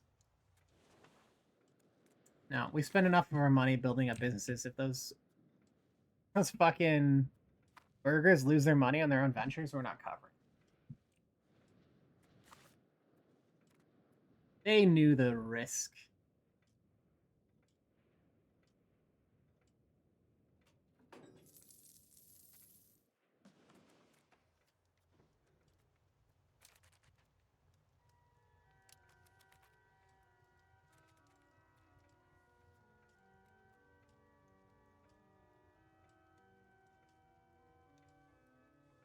That's crazy. Norway has a higher power score. That's wild. I don't see how that's possible, but yes, it is.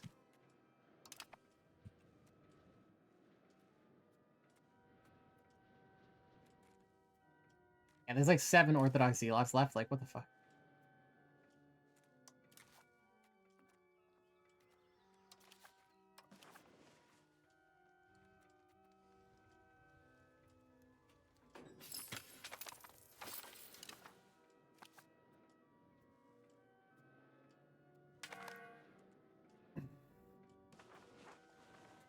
Perfect. We have unified external diplomacy. Now we're going to get this one. Then the beginning of the annexation. It's going to take a while to annex Norway. It takes fucking forever. But once we do, that'll be great. Get the neighboring country Diplo bonus.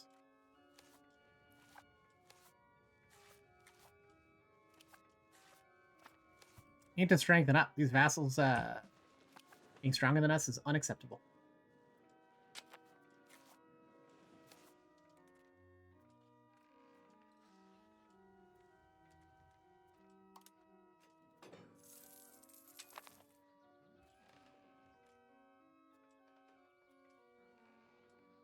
These guys will be loyal. Once they're loyal, we're just going to... Apparently, I'm in control of this place, too. Maybe it's a fiefdom. But once their loyalty is up, we're just gonna take it over. Swedish, yeah. Only 15%. Yeah, every time you enforce the... Every time you enforce it... Enforce culture, it really only makes a small amount of them change. You gotta, like, do it over and over. Here, they're mostly Swedish, so maybe this guy's been, like... working on it. He's Portuguese, so I don't know how that works. But they... Here, they're Novgorodian. But lots of Swedes everywhere else. That's good. Relian. I don't know. Is what it is.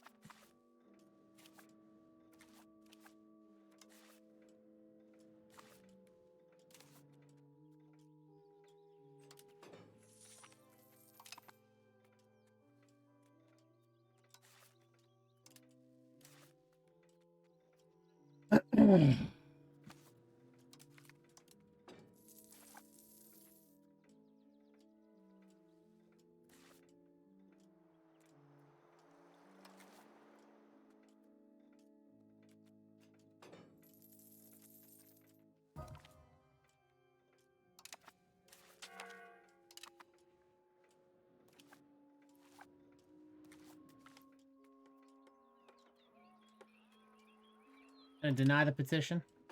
Our peasants are so happy. We're not worried about that. Alright, so now we're gonna, again, vote for a assured offense. I don't know why that keeps on not happening.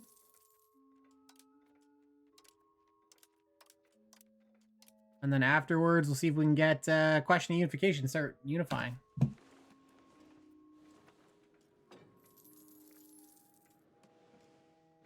We need to rapidly push our great power score up.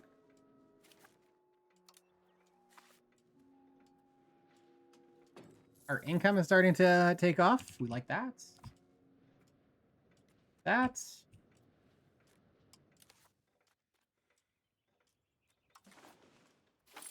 We need to get the integration going here for everywhere. This integration happening. Start assimilating. And then building more cities. What's it gonna cost? It's gonna cost 1,300.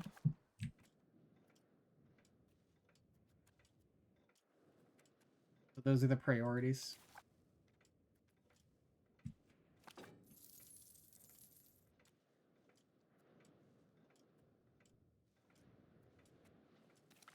Yeah, that'll be good.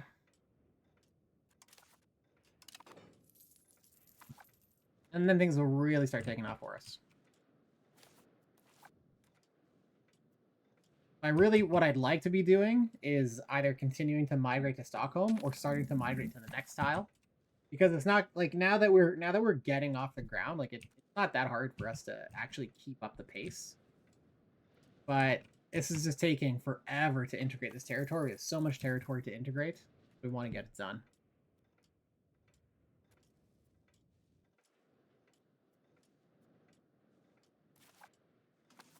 Because we got to integrate everything. We got to assimilate everyone.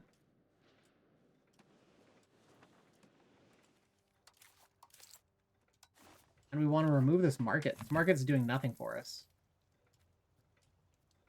Destroy the market. It costs prestige. We don't have prestige. That is what we should have saved our religious influence on. Fortunately, we burnt it up canonizing someone to see if it still did what we thought it would.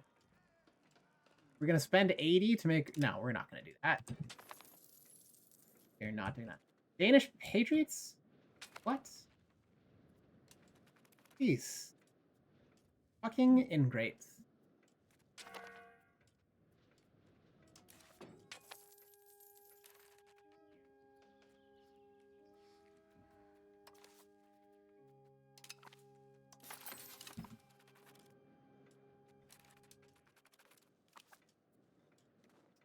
I don't understand. It was only supposed to... This is ridiculous. It said it was like a 10% reduction in the happiness of this estate, but they tanked 25%.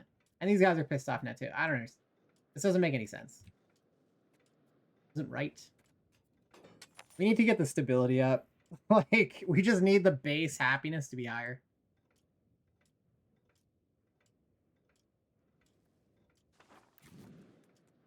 This place is...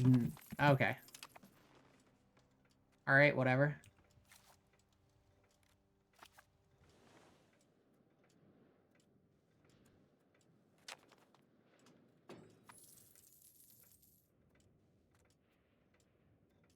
Man.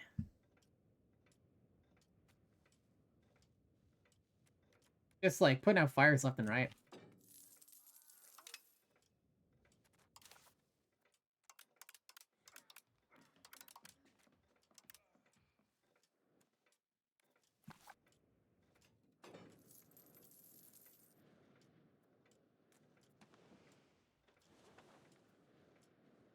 We could have made this a vassal too, but possibly we overreached a bit. I think we're gonna be fine. Just gotta stabilize here. It's just taking longer than I had hoped.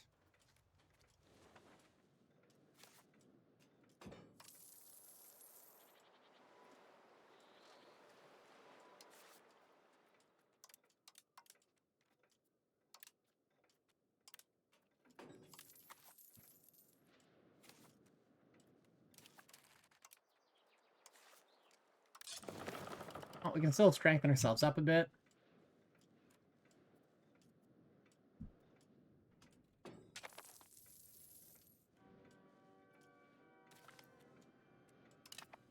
Okay, let's see if we can, like... No, I was hoping, but no.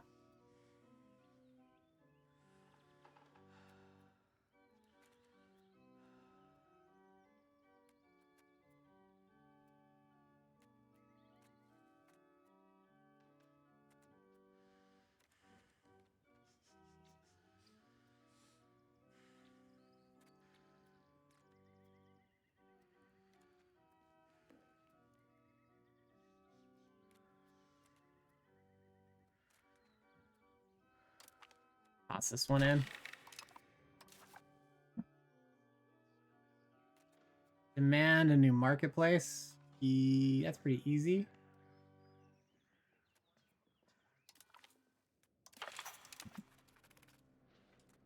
Pissed off the nobles, did it? Everything pisses them off. Is that why everyone is mad? Because I hadn't called Parliament? Seems like they're skyrocketing up now.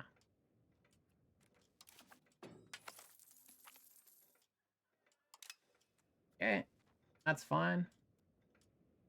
Invite to the independence movement. We're not joining that. We don't care about that at all.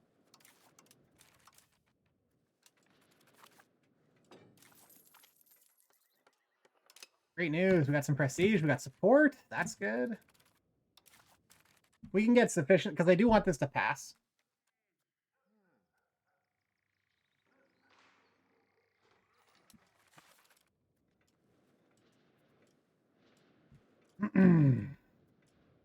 Positive stability. What an incredible thing.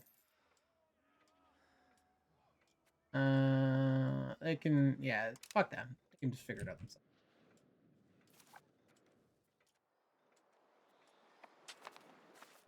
In a few months, we can,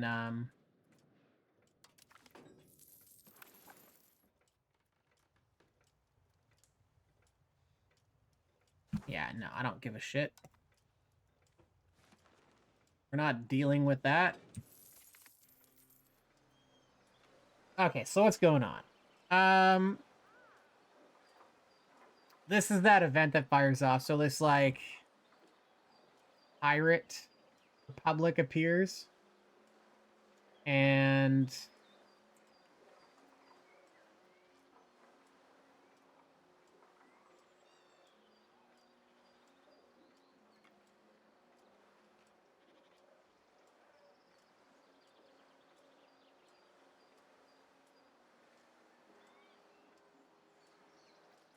we can ask the Teutons for help.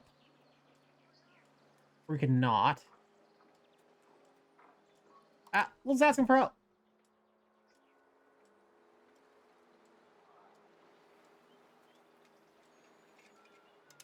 Cool. I'm not capable of like they spawn with like 16 galleys. It's crazy. It's like not a navy that I can deal with. So we'll see if the Teutonic Order wants to fucking deal with them. That works for me.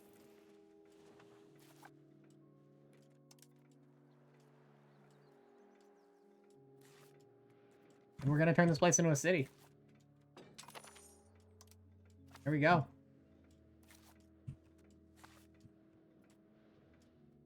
These the Danish patriots like should chill the fuck out soon.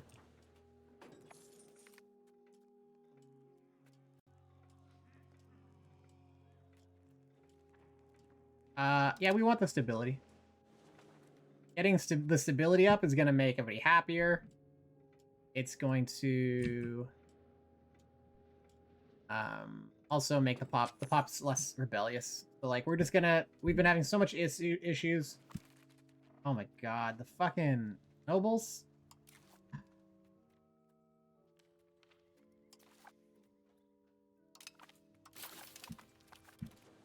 Gotta buy some time for these guys, like, god damn. It's not gonna be enough, unfortunately. So, you know what? If the nobles are gonna freak out, we're gonna... Maybe now's a good time to take a privilege away.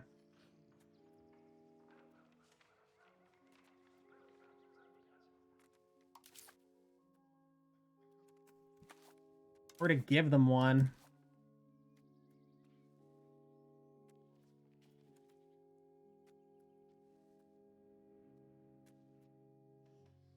This one's not bad. The stability decay is alright. This one is not so great.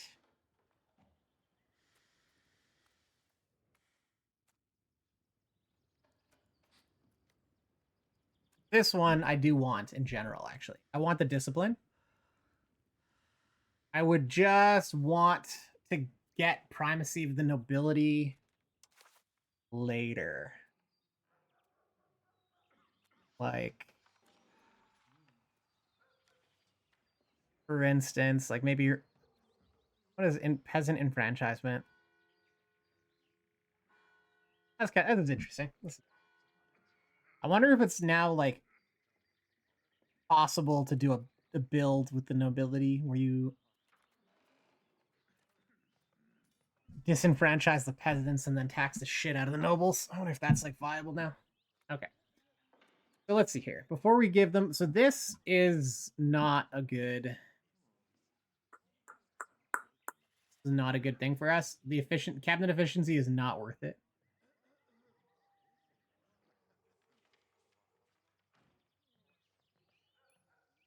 Although you can marry nobles, I guess, is what that allows. Is good. Let's see here. Oh, he's being educated. Take a look at my siblings, eh? He's married. He can marry a noble. That works. Okay. This guy can marry a noble too. So I guess the marriage rights are good, because we do want them to be able to marry noble. Does she become... She's still a noble, though. But their kids will be crowned, I guess. Okay, so that's fine. So you know what we can do is we want this anyways. That should make the nobles happy. Maybe they won't. It didn't make them as happy as I was hoping. I think we still might get the Civil War despite giving them a sweet fucking privilege. Oh, no, we're gonna be okay. We're gonna be okay.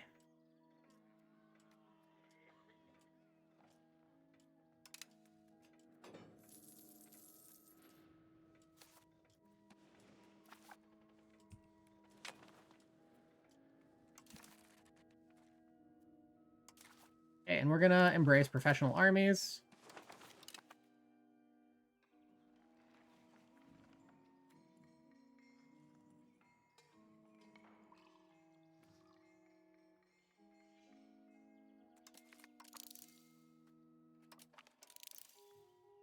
All right, we got a lot of researching to do now.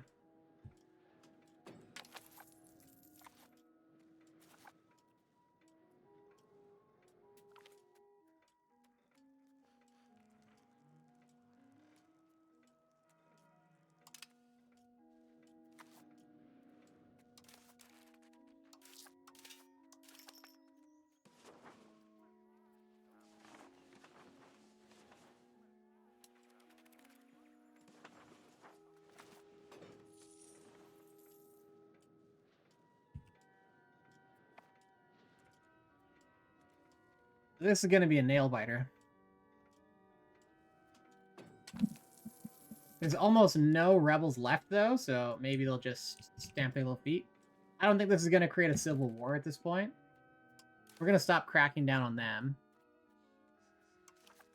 And we're going to crack down on the Danes, because the Danes are a bit more threatening.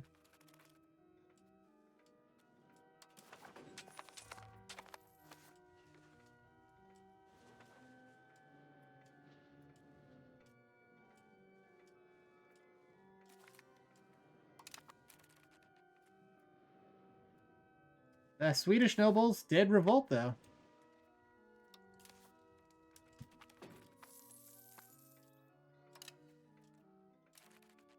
We need to assimilate. We need to assimilate these pops out. We just have to.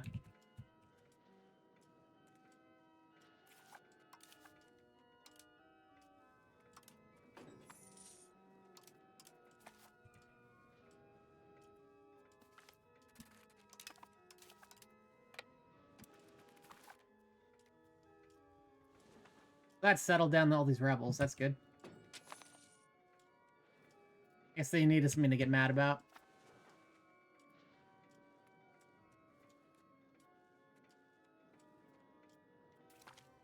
There we go.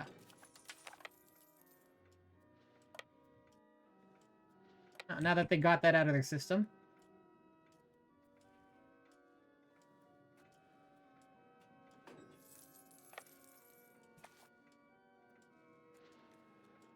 God, I need another cabinet member so badly. Is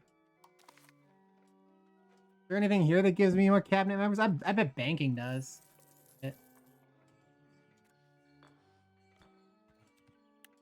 Cabinet seats, yeah, it's from Renaissance.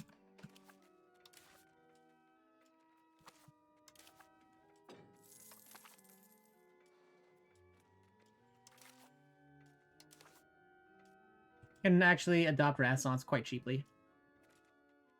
So, you know what? I think that's what we're gonna do.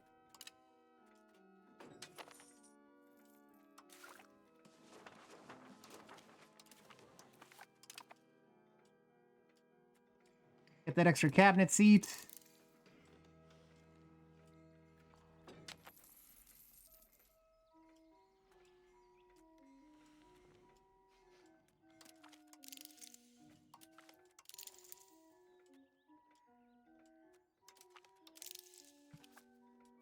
I'll get that and then switch back over. You see what I mean? They got 14 galleys. We just have these Mediterranean galleys, which suck.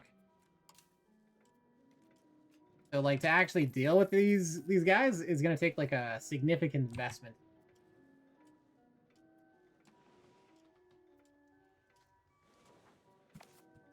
That's fine. Fine, that's fine.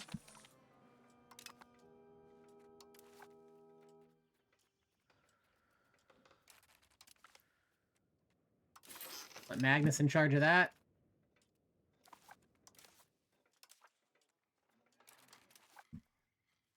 Now...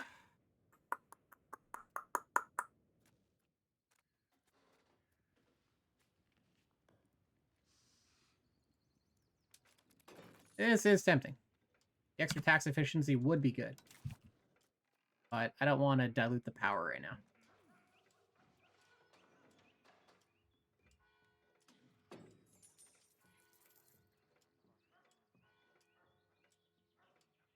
Don't want to waste the stability right now either. We kind of just gotta sit tight. We'll get some colonization done. It does have to happen eventually. We have some money now.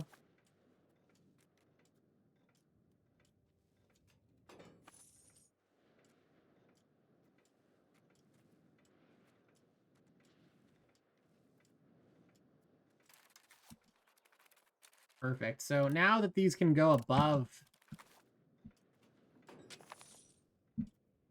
we just got so much we need to do. Got so much we got to do.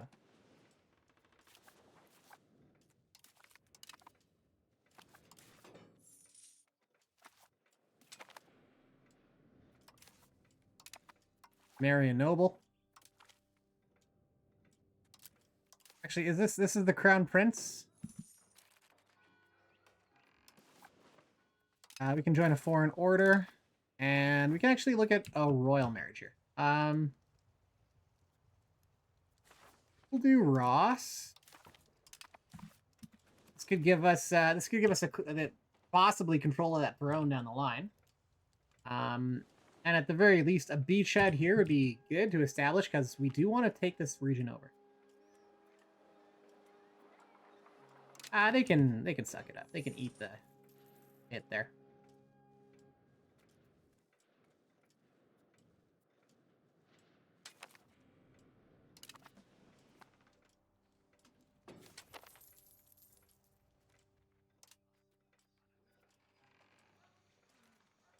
We need to improve their opinion of us, so we're going to start the annexation.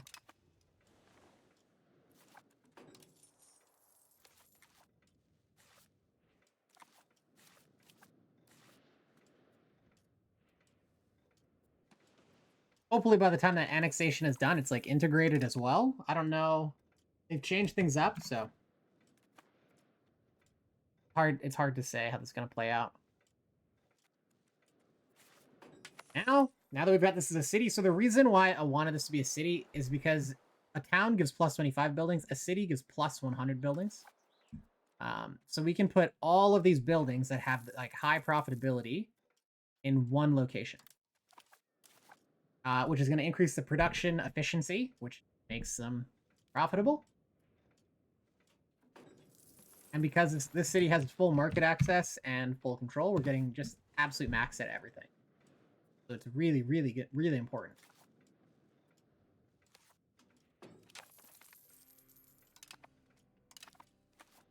Great, we're gaining cores. Things are going well.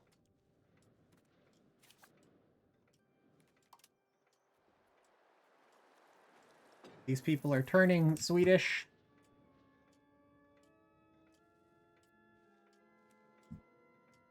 They're getting angrier and angrier, though, crazily. I think they would chill the fuck out, but... Oh. It will start a civil war. We will have to slaughter them. They keep this up. That's their choice. They made that choice. I prefer not to kill my own people. So like, that's the thing. That's one of the problems with civil wars is like you're killing your own pops when you're fighting them. Problem.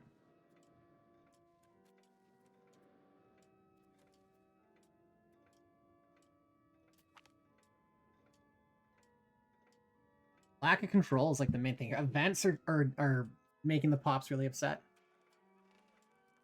We're not granting trade monopoly.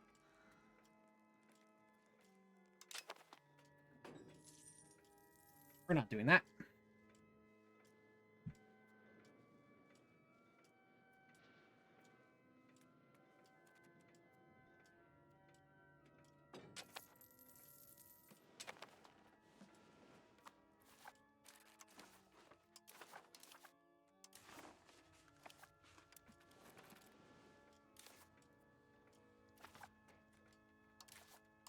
See here, can I get rid of this market yet? No. We lack the prestige. How unfortunate.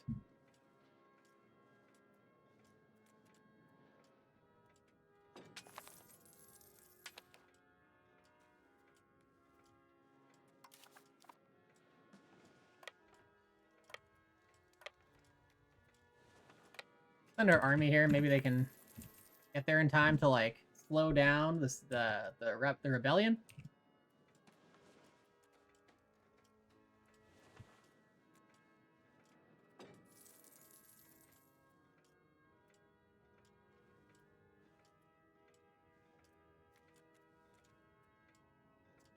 Hopefully we can get the stability high enough that they just chill out. We should show the exact events that did this.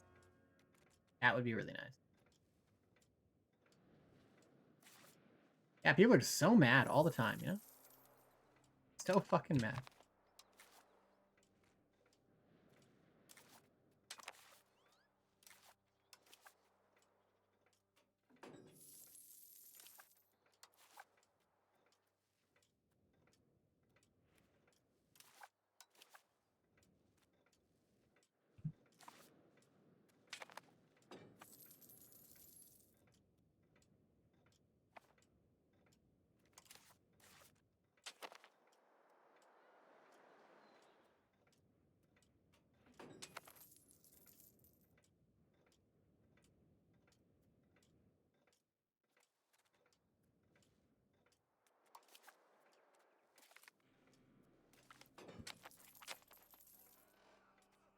And we're not.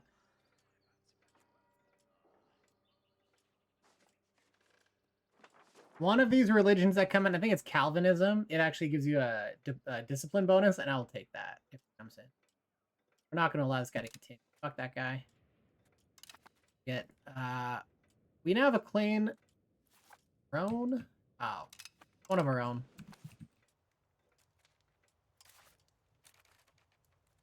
We can get another reform. This will be really helpful.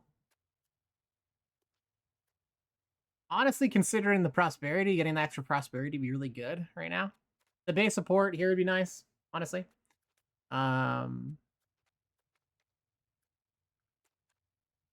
This is whatever.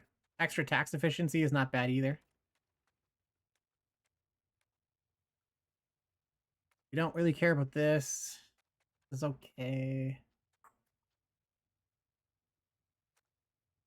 This is situationally very good. We're not doing a big trade build, so no, we're not gonna mess with this. Diplomatic reputation is actually not bad either. Prosperity and food production is just good. Plus 0.1%. Really solid. Hey, we're gonna do it. We want prosperity. Like, prosperity matters a lot. It impacts production efficiency significantly, so. Yeah, it was fine. So the nobles can suck it. Yeah, discipline. I like maxing out discipline.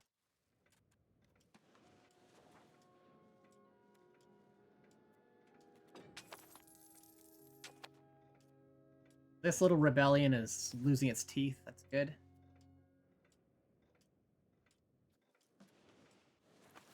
Okay, and over here, promote urbanization. We generally like that. Hampstead becomes a town. That's unfortunate that, like, that is the target. Generally, I like promoting urbanization because it's like a free town, but that's so far away, it's kind of pointless. We're going to promote the integration process. lessen levy obligations. So, what does the monastery even do? Kind of fuck all. Naval movements. Getting a lot pushing us towards land. Crazily enough. We'll eat the. We're not gonna. Usually this is a really good way to push through laws is Parliament, but because I want the integration so badly, and we're also, man, yeah, we're gonna start encouraging migration to the next location we want to be a city. Here.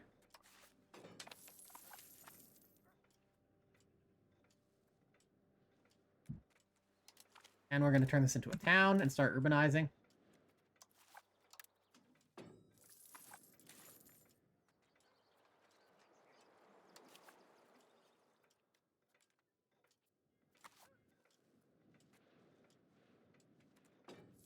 So once this passes, it should just integrate this place. We don't need to have somebody continuing to integrate it.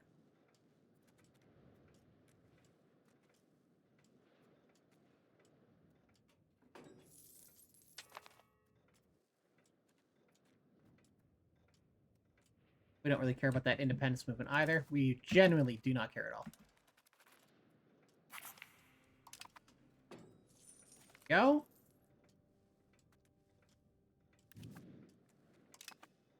Now these are cores. We love it. We're going to see the control go up. Maximum control. That's conquered, but shouldn't. This should be integrated now. It just needs to roll over. Yeah, I'll go back and we'll look at that in a bit, but it should just roll over.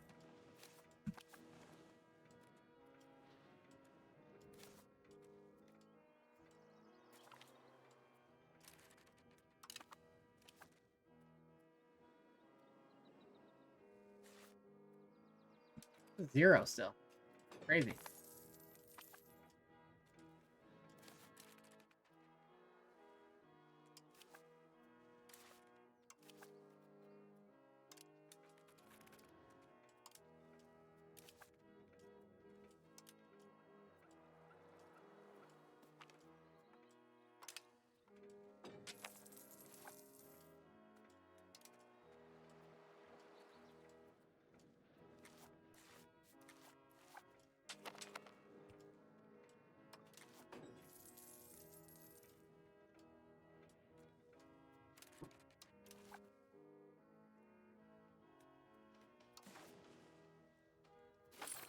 I guess Zealand didn't fully integrate.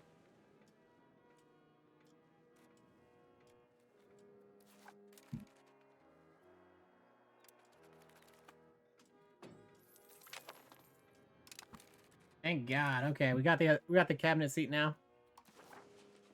Carry on integrating everywhere. Need that.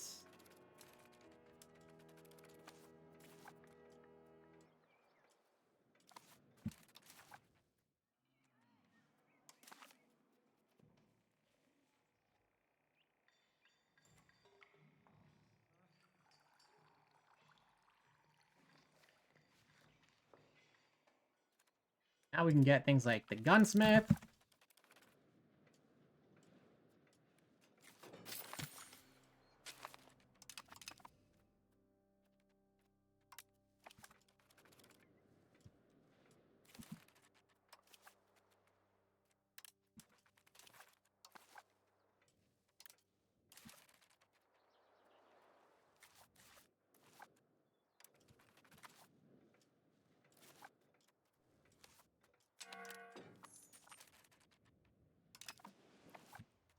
There we go. This will start ticking up now. Integrate over there as well.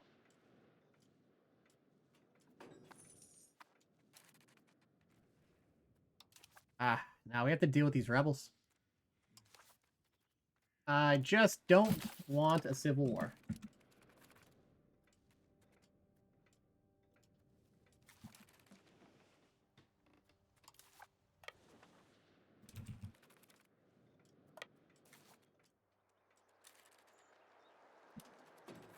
Control is going up, so, like, you'd think these patriots would they're losing support. They are losing like funding.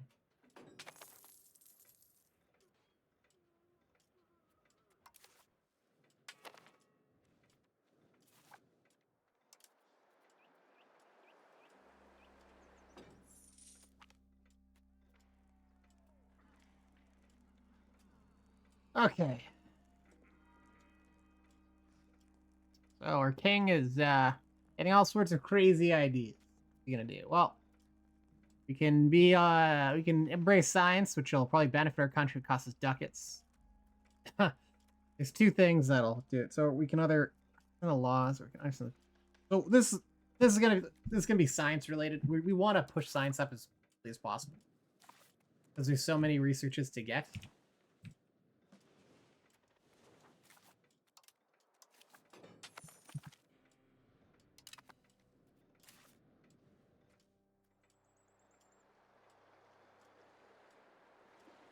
These patriots are like right about to pop off.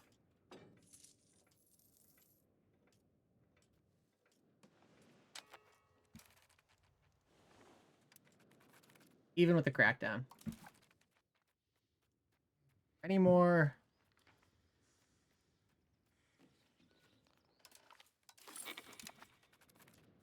Even with him, it's still barely impacting it. And like with high, I figured with enough stability, but no. No.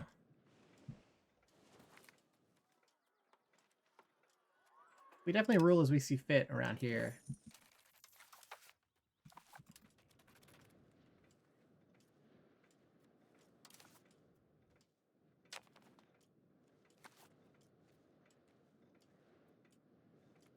Let's see here. Oh, pretty small civil war, hopefully, so. Maybe we can even, like, just end this before it really kicks off. It barely got any area noble. Got a good noble in our house now. But does he become a crown? He stays as a noble. But I think his kids will be crowns.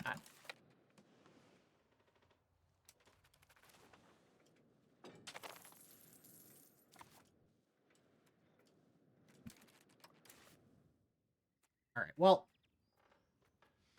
we are not going to really concern ourselves too much. All this, we're going to push the capital economy up. This is going to make us a lot of money. Surprisingly, people are not migrating in here.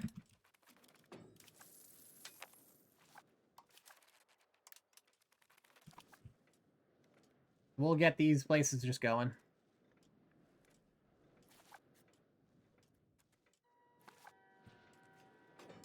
There we go.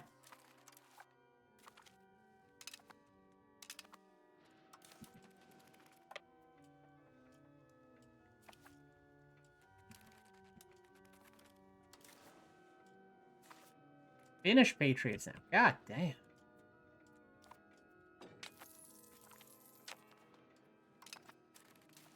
And what is going on here?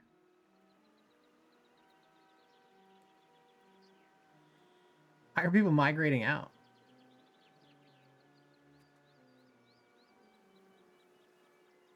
I think it's because there's unemployed people. Is that the issue? All right, well, if that's the issue, then we have to build up the economy a bit before we can really make them into a city. We're kind of assimilating.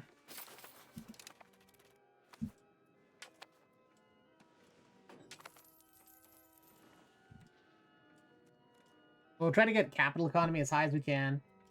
We're gonna focus on assimilation here.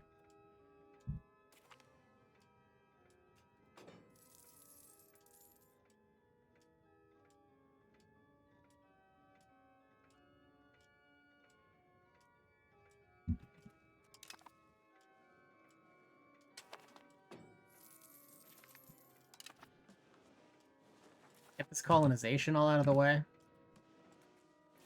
Funin, we should be able to just start... Oh,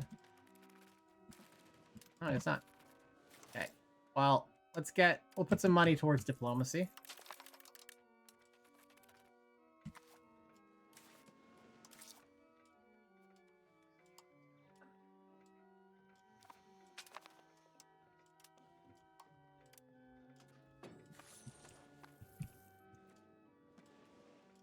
We'll deal with that stuff.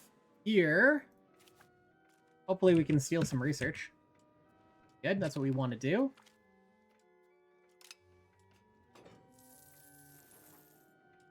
Ability is getting nice and high.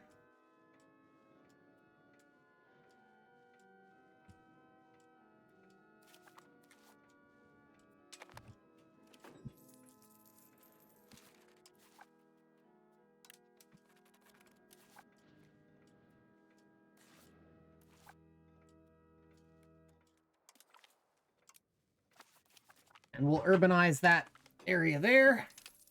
Make France love us some more.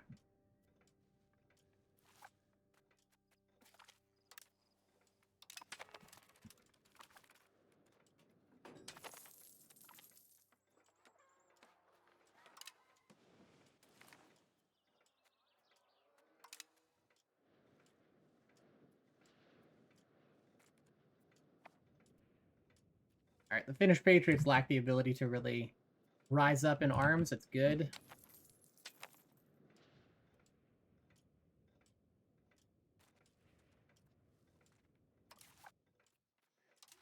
Now, let's see if we can fix some stuff here. So this... we can remove this. This is pissing off the nobility.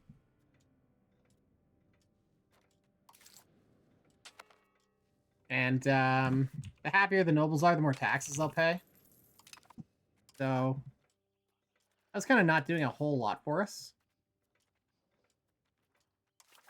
Now the tribes people...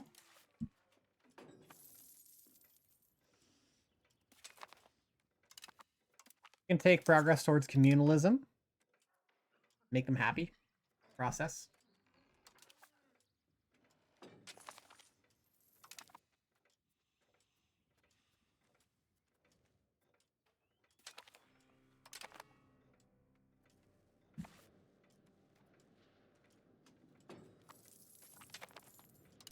Yeah, gunsmith building unlocked. That's fantastic.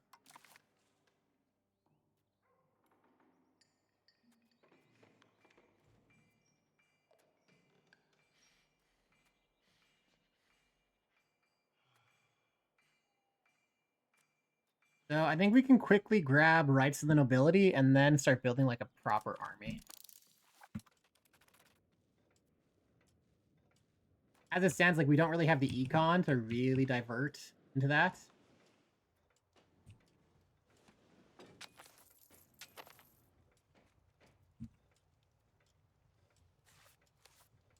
Oh, these guys are so broke. Holy shit.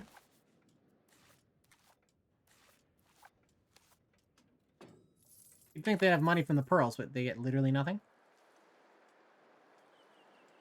Crazy.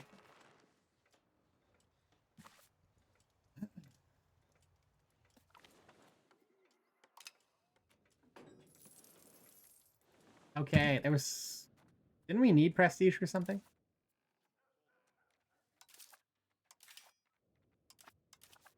It wasn't like the culture.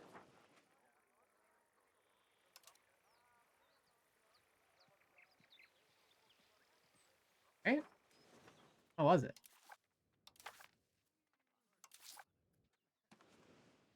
I can't remember what it was.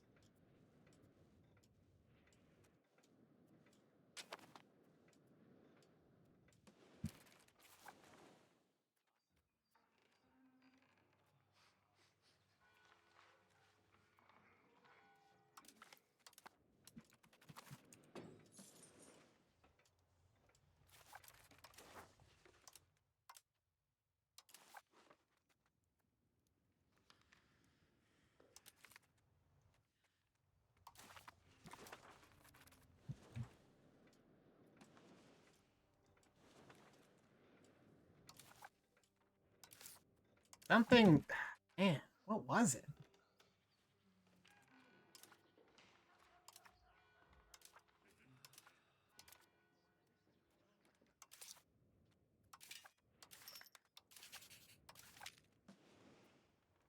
I really don't know anymore.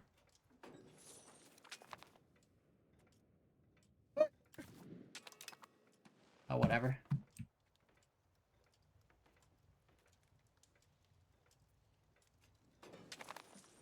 A good job, Teutonic Order. Really dealt with these guys, hey?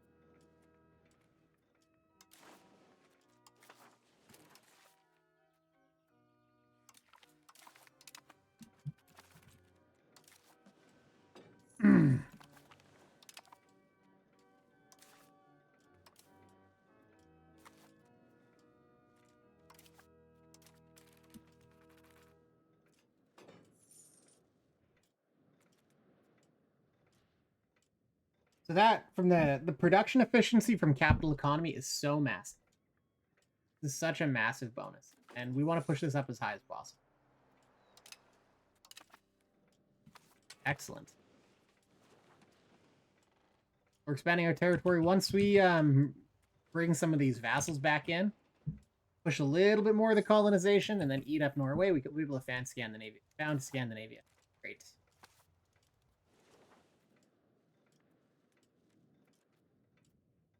This is pushing up. This is great.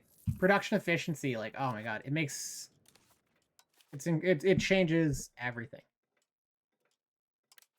So, like, if we look at these tools, plus 34% production efficiency. So this is what, like, +1, but with only both. It's plus 1.1, and here we get a gigantic.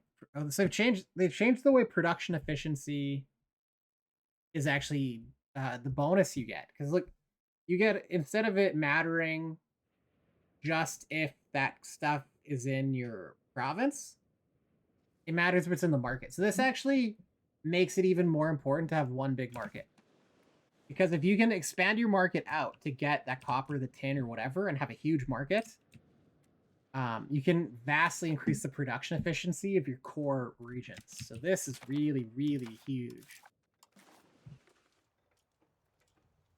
That being said, it also lessens the effects of, like, capital economy. Like, before, getting 10% production efficiency was huge, but now you're getting up to 20% just from having access to copper. That's big difference.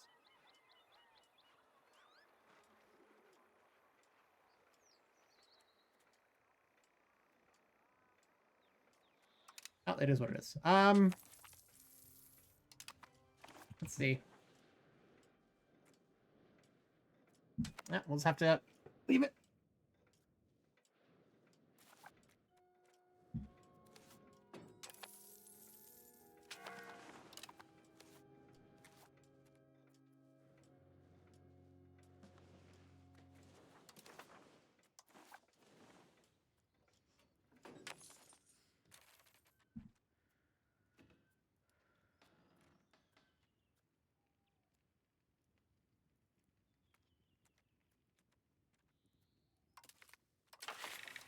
This is kind of just like a fluff one. We'll get the local markets. What do they do? I feel like...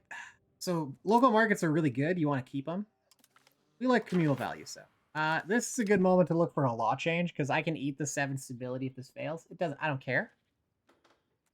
So let's take a look at our laws. Religious teachings. So religious teachings gives everybody some literacy. That's all. That's actually really good.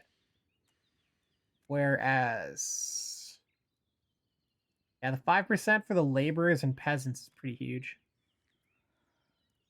The individual apprenticeships is pretty solid, though. Plus 10% for burgers. Yeah, that's pretty.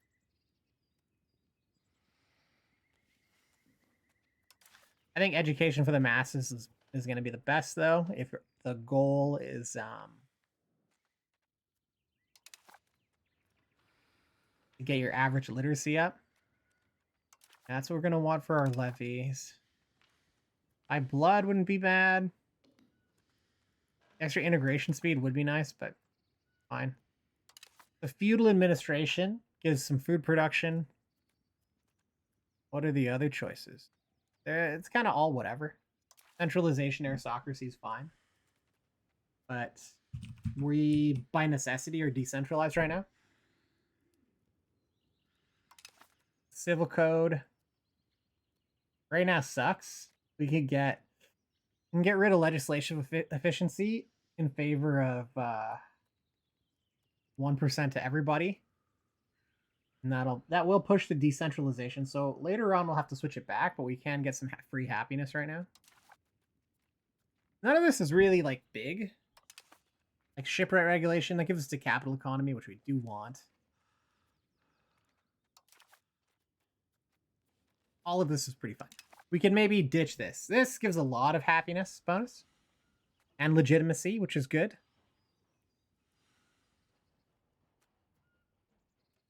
If we were to like favor the ruler, it tanks our overall happiness. If I favor the wealthy is not bad. Like, yeah, it's a big bonus to the taxes, which would be pretty good. And we could just leave it for now, honestly.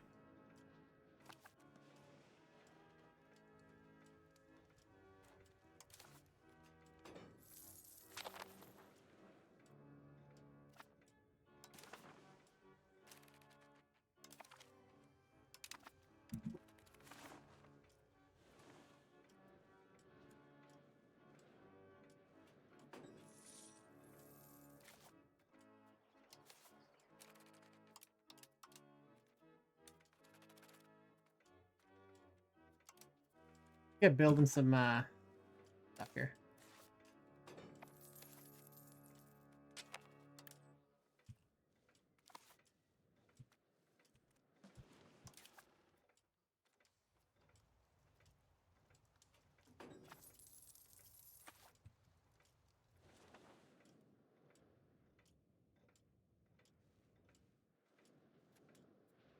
Okay, this is ticking away. Finnish Patriots is still at it, eh? It's their issue.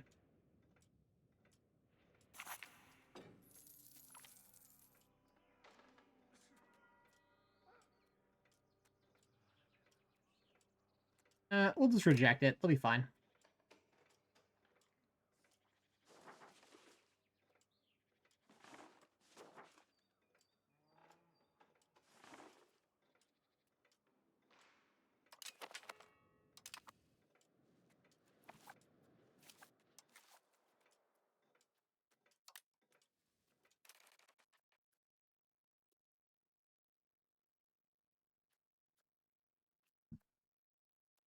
Yeah, these changes to the production efficiency are crazy. Really, really wild.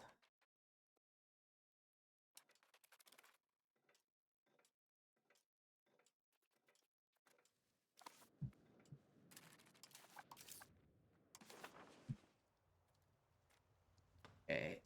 Oh, this is what it was. We want to destroy the market. There we go. And we can see how like the Stockholm market now is bigger. Look at our income. Our income went up significantly. It went up by 3. Hard to say if that's exactly from that one move. But that was good for our income. Now, Lubeck here, they are pushing their market further out.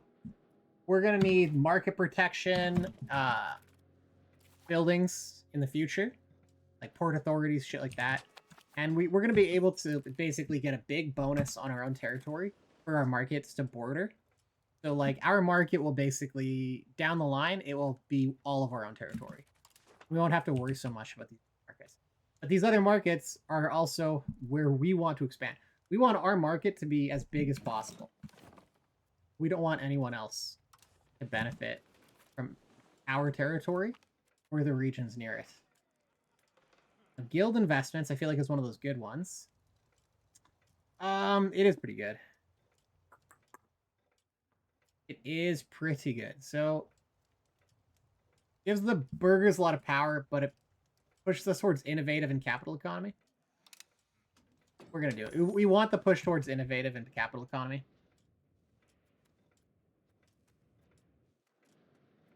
And like getting above 50 on like things like innovative, humanist, and capital economy are like really important. We're gonna try push for that. We can give up a little bit of power share. It's like not a big deal. We're already well above 25%.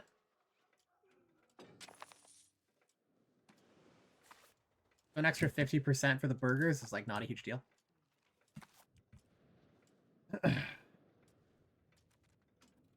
Finnish patriots are uppity.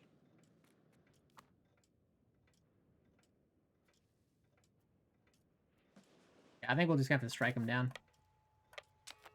We'll do another civil war. Hey, rights and nobility. This is pretty good. The nobility electorate is pretty good. The legitimacy bonus saves us money. The happiness for the power that they get is like not too bad. This is just like honestly not bad either. Small amount of power. Rural noble authority is fine. The push towards serfdom, like we want the free subjects because we want the prosperity, but it is what it is. We absolutely don't want to strengthen their rights because crown in the cabinet is how we get a lot of our power, so that's not gonna happen. And we don't want to curtail them either because we don't want to piss them off. Curtailing the nobility is fine if they're sufficiently happy. Even with all the stuff we have that's increasing their happiness, they're still barely maintaining 50% while being taxed. So we're either gonna go nobility electorate or the rural.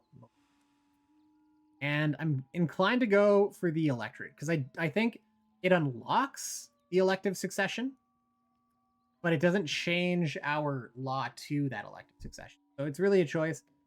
And the elective succession is not bad either. The dynastic one is. Straight up elective is really fucked because like you want your dynasty to ensure that you have enough crown people. The dynastic one is pretty good though.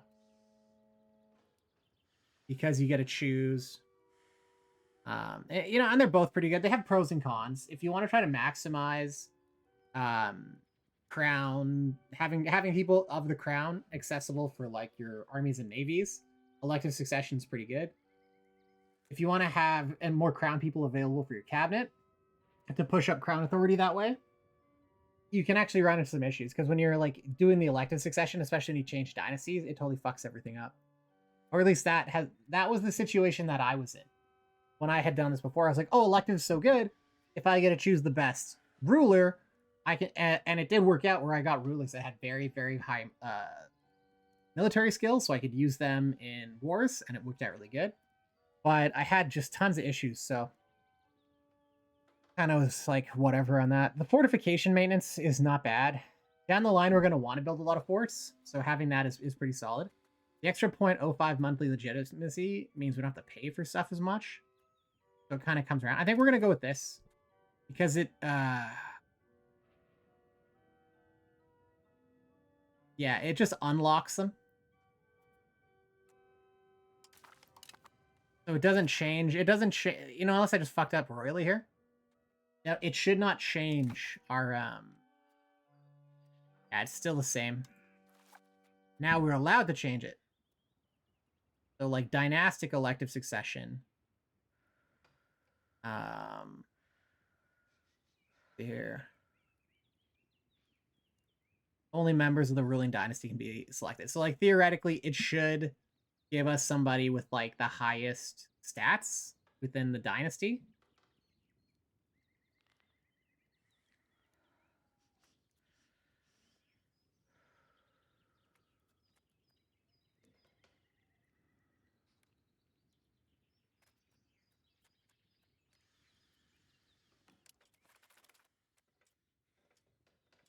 Now, it would take 50 stability and 50 legitimacy to change the laws. We're not going to do that right now. No. Can also pull a bit of money out of that. We're going to leave all the money that in the stability that we're putting it in. Here, investing in culture and artists. Let's actually get that going. Because we don't have any artists working and getting it. Like, once the artists get going, that'll pump up the prestige gain. So we'll do that. Normally, it's kind of makes... We just don't... I would push for, like, professional armies and, like, really build them out. But we don't really need it right now. Like, we've just done so much.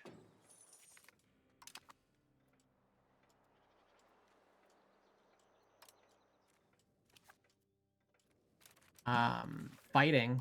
Like it just does. It isn't really to our benefit. That makes sense.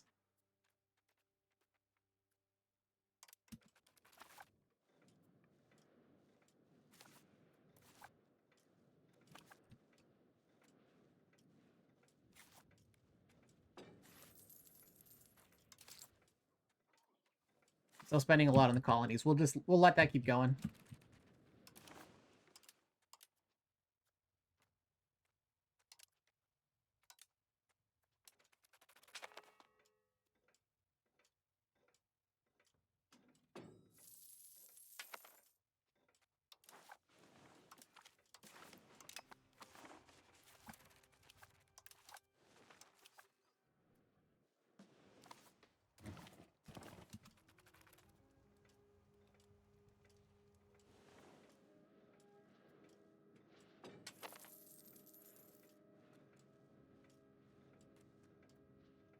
We're up and over 50 on capital economy. That's pretty sweet.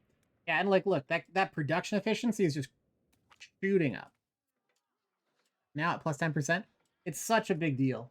Vibe Lord, what up? I'm doing my little I don't have the camera on. I got to get this room set up. But I'm doing the octopus arms. Doing the octopus arms, Vibe Lord. Just like you're posting in chat. Your emoji game is on point. I'm very impressed.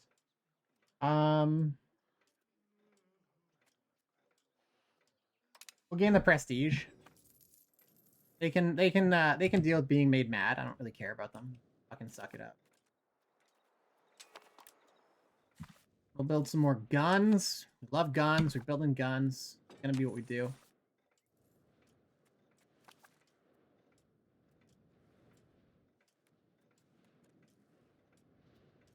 So yeah, these Finnish patriots are determined to... They really want me to slaughter them, I guess. Oh. Man, there needs to be an option to, like, never walk on ice.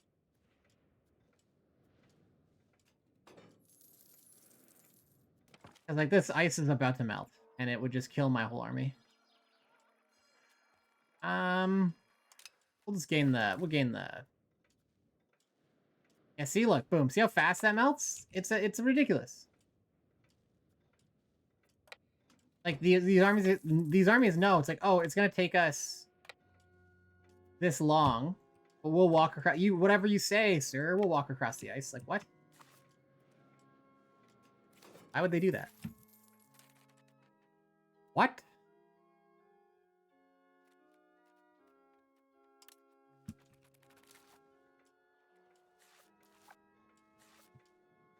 Yeah, like, just as an example, look at this. 0.63, and this is like a relatively developed city. 0.63, 9.3. Having the control, and it just matters so much.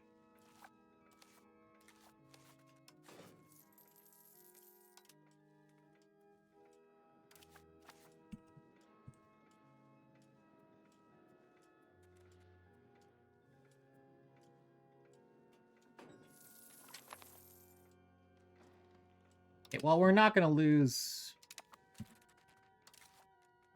research. Now we can invest in culture. And that matters. That's the only way to make artists do anything.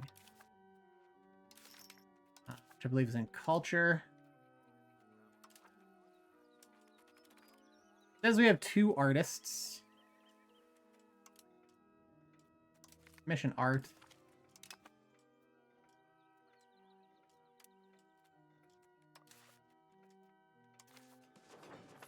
I don't know, maybe we can't commission anyone else. Doesn't give us the option.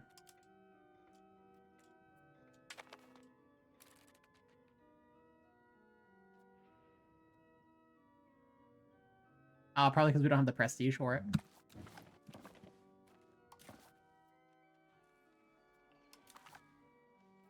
That's probably why. Okay. So we'll get some more military techs done. We need them pretty badly. This is such a good one. Swedish steel, just 5% discipline. That's so good.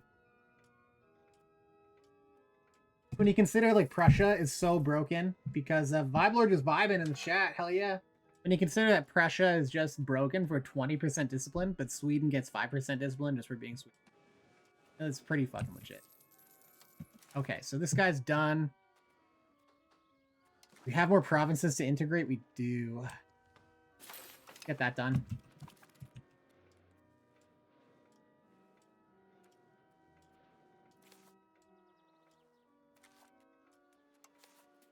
So now that these places...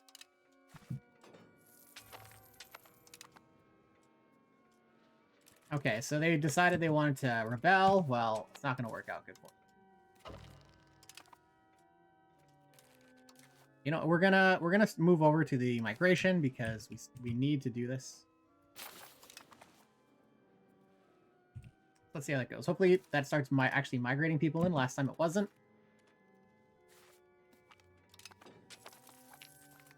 They lose the fight because they had no morale. They did. Wild. Unfortunate.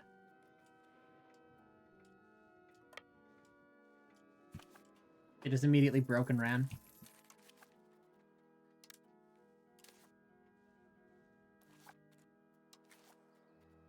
Looks like it overproduced the guns. For the tools?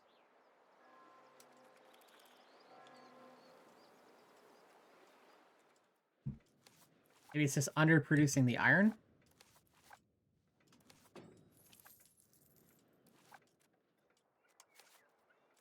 What's going on with those?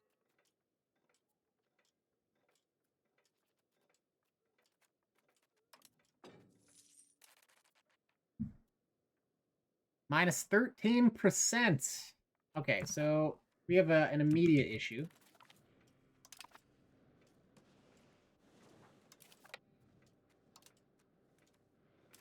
We're lacking in iron. But the only reason we're lacking in iron is there's nobody working the iron mine. So what we're actually going to do is go encourage migration.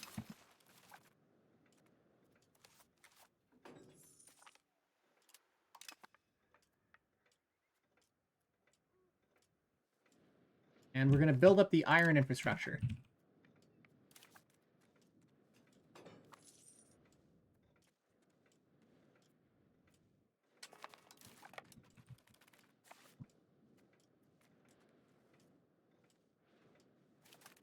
And we're going to work to retake this territory. This is our land. They're actually doing a great job of building it up, I will say.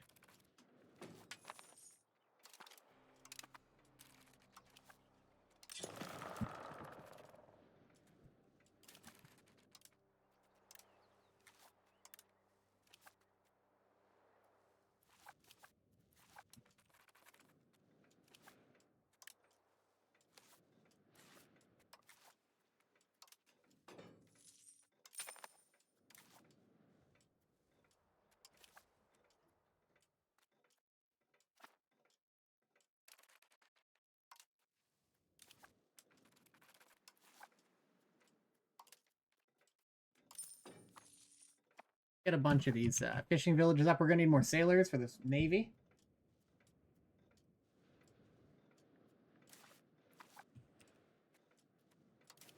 So this war is done. We can annex the revolter.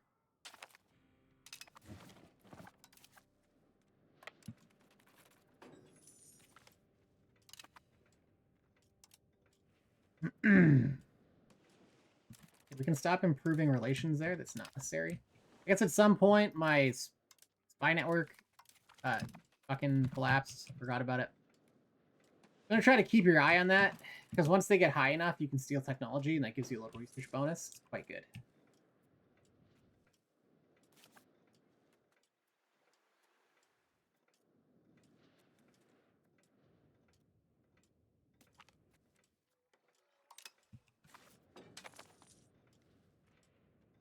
God, it's always something. Always something.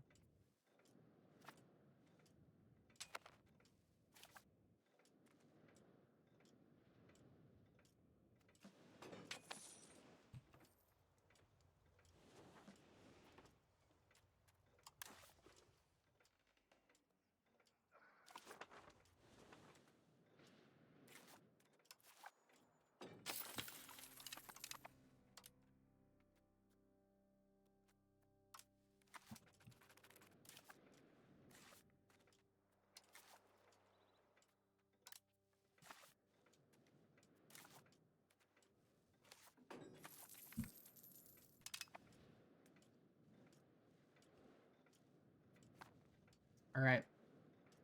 Going all right?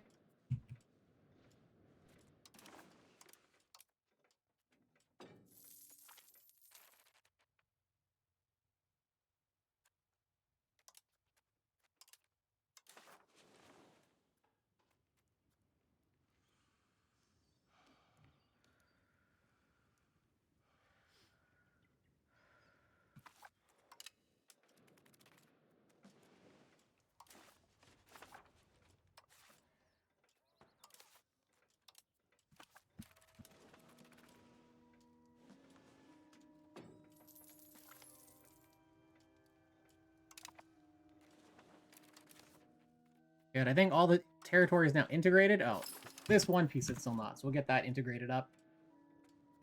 That needs to get done.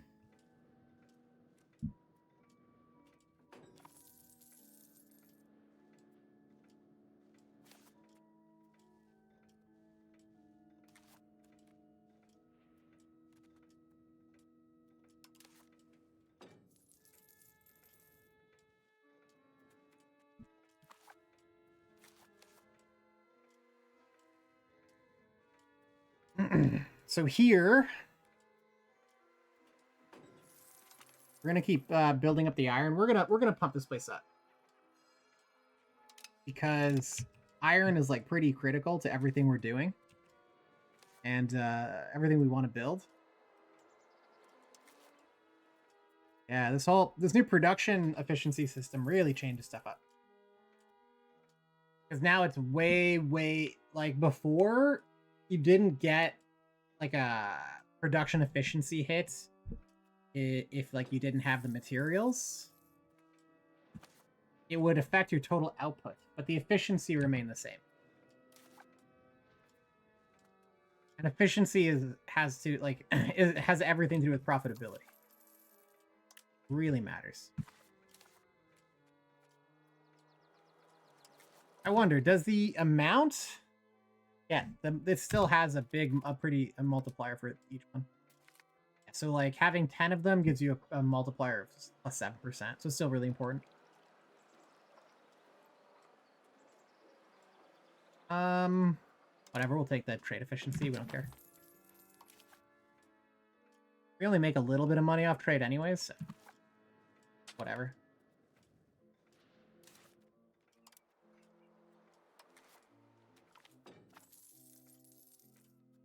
Yeah, we're not involving ourselves in this nonsense.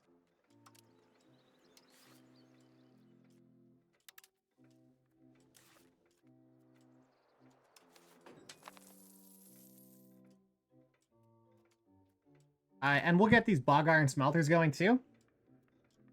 Because it's a way that we can just produce iron. And magically producing iron from nothing is really good. We'll keep on migrating people. So yeah, now the migration's going nuts. Like 300 people per month. That's crazy. Yeah, we'll keep building it out. We'll try to get as much iron out of the ground as possible there.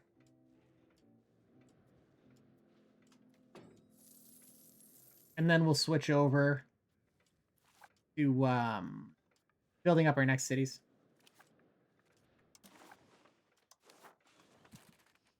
So this will make Helmstead a town. They really want to make fetch happen, you know? And it's fine. It's honestly fine to do that, especially if it's free, because we can put trade buildings and stuff there. So yeah, fine. You know what? It makes the people happier as well. So tax exemption. Fuck that. Give them a new marketplace. We'll see what happens. We'll see if any like events will. Take the development.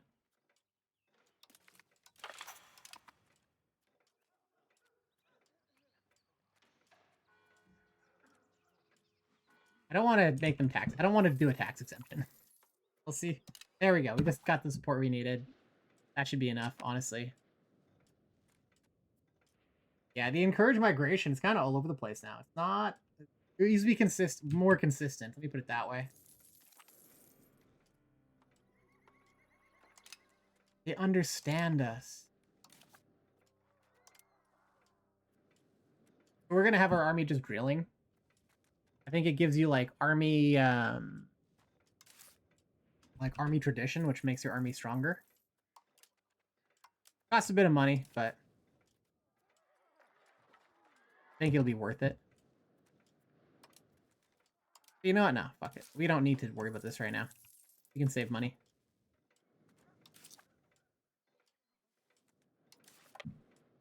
Put our navy out to the sea. +5. Yeah, we're gonna obviously do that. We want to take every... So this is an important thing. Like, it doesn't exactly explain this, but when you're pushing, like, towards a value, whatever your drift is will take you a certain amount of the way. But then that's it. You have to have a certain amount of drift, and that'll kind of get you as far to that side as you can. And then after that, you can get things that just give you a flat push in that direction. And when you take that flat push, it's you can exceed what your drift allows, right? But it won't drift back. The only way for it to go back, for you to lose what you've gained, is if you then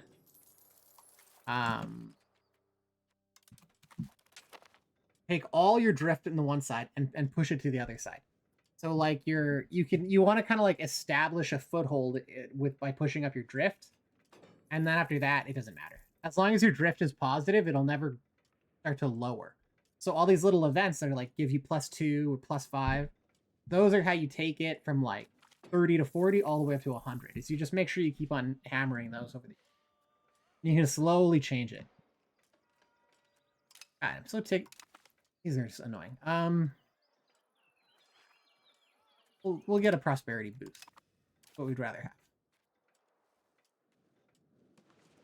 Yeah, our borders are expanding. We've taken some more territory. This... Nice. It's actually cored for us too, which is great. These guys, we're gonna bring them on next.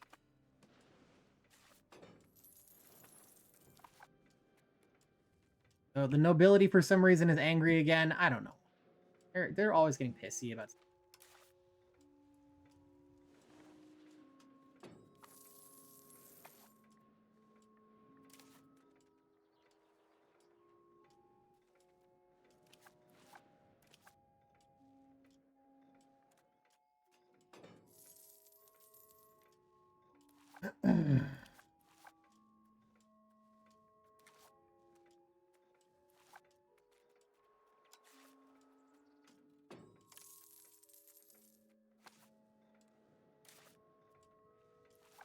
So this little economic core is now pumping up.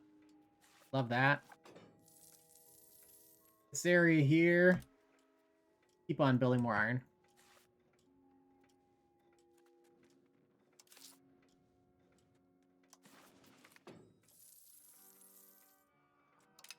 Yeah, we're not taking a stability hit.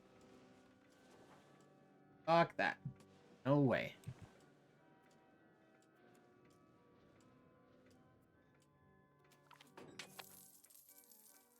And these guys are getting so upset.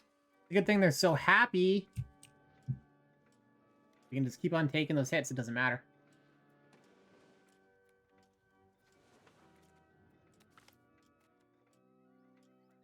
Jeez.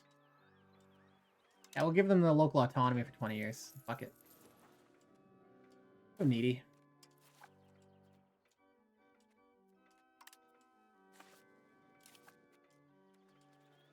Here, we really can't take on any additional stuff right now.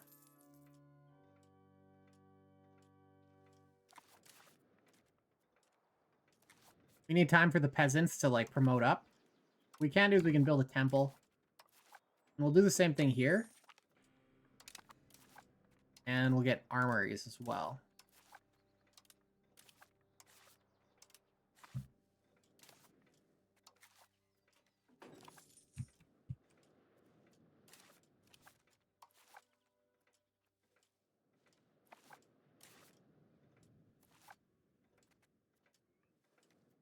And then Uppsala, I think, will change. Oh, we'll actually make Norrtalje, or however you say, make that into a town.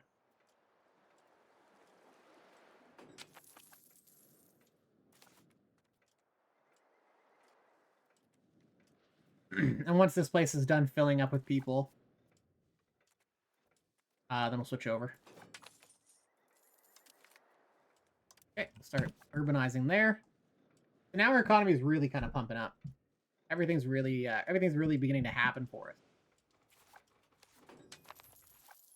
So we'll push a little bit harder on the colonization. We don't have the money to do that. And let's take a look-see, Lou. What is going on here? Why is this not...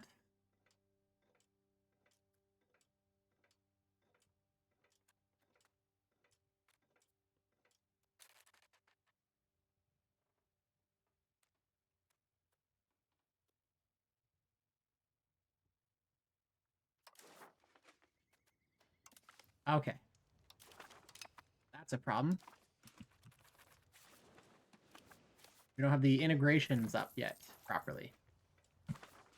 We should have already started the, like, the annexation, I think, but whatever. It is what it is.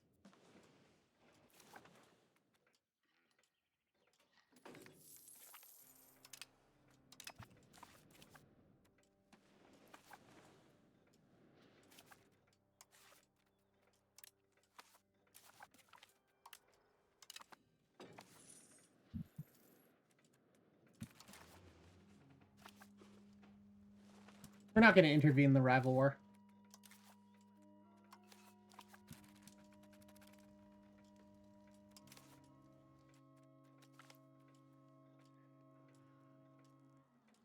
We'll eat the prestige loss. We don't care about that. It's fine.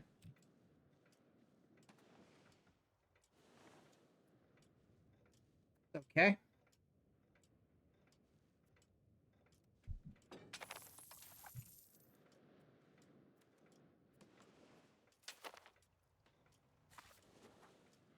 So long as we keep on building out our econ, we're happy.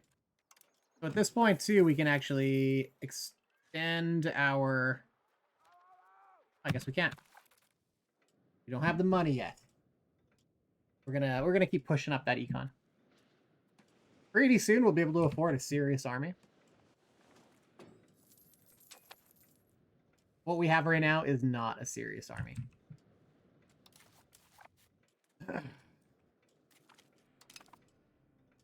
We have a claimed throne, Casus Belli, and one of our own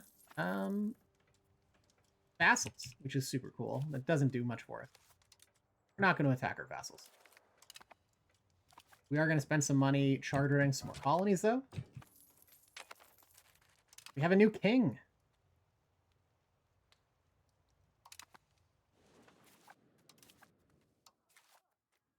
So we want a crown member in charge here. It's going to be our king. So here's the thing. If you put your king in charge of the army, you do get, as long as they have a crown member, you will get a big bonus to crown power. If it's your king, there is some drawback. So This is interesting. So these guys are now no longer crown. They are, for whatever reason, nobles. They used to be crown, but now they're nobles. For whatever reason. Just the way succession worked. This guy's still crown, thankfully.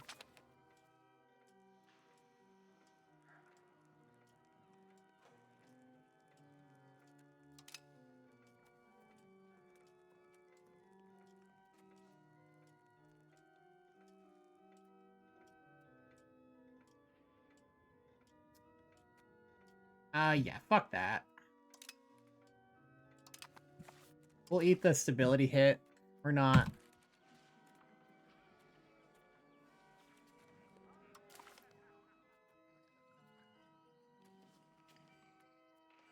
Okay, so getting a university would be good.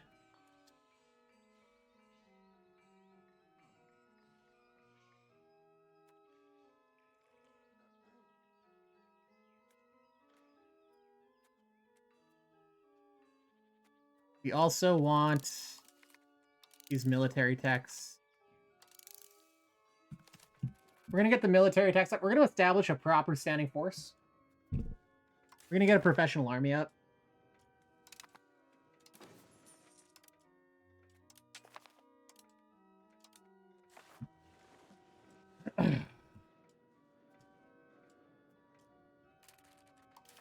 Inefficient minting. Well, it is what it is.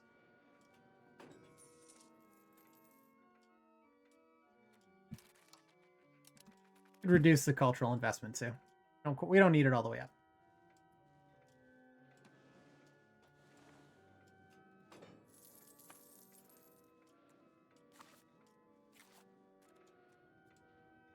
So let's see here. Okay, we don't need to migrate people here anymore. We can get back to working on our next city. Yeah, we can let those go too. We're not concerned about that. We're here. These guys are almost enough that we can start.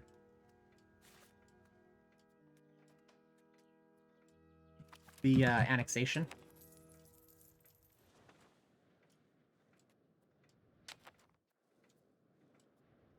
This is going well. This is going well. Building up that econ.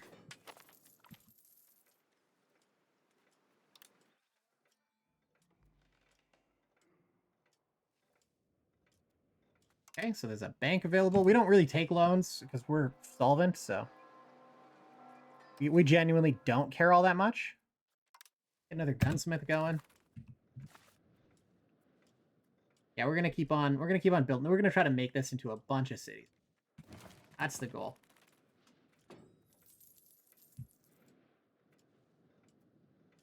Then we're gonna assimilate, we're gonna spread our culture. Taking more territory is kind of like beyond our means right now. Like, we can. In fact, going out here is fine at this point. Okay, they've finished assimilating people. Let's assimilate more. We've been having issues with these patriots the whole time, so, like, let's just finish getting rid of them. Cleanse the area.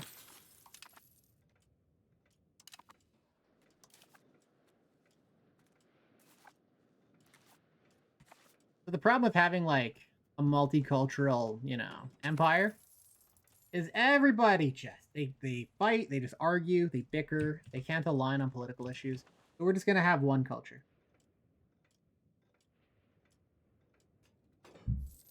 And it's going to be Swedish.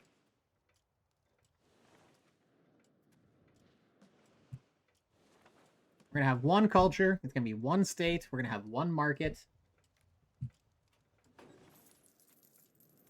It'll be fucking perfect. It's going to take a lot of work. This type of project doesn't happen overnight. So, here we go.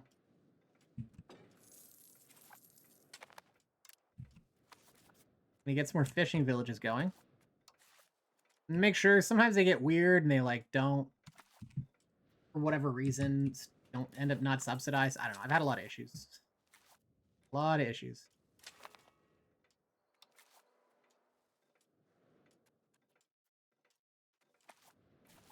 And now as we go, we're gonna build up the navy. And see, this way you gotta watch it. This is really fucking annoying. And I was hoping they would have fixed it. But like your navies will just fucking attrition.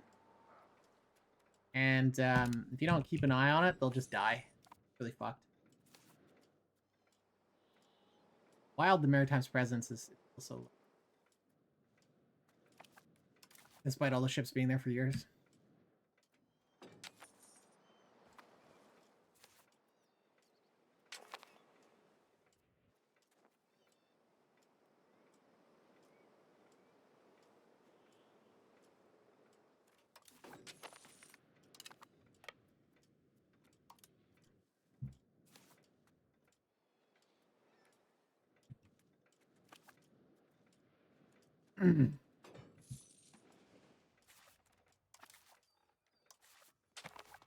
At this point, I have no Casus Belli on these guys. It's hilarious.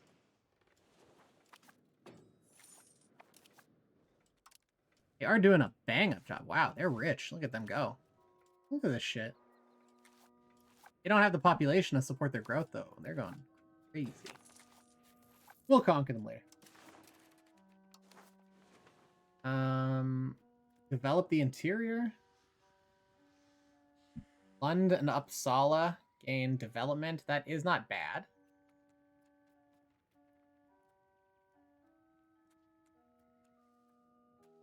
Sponsor the noble arts.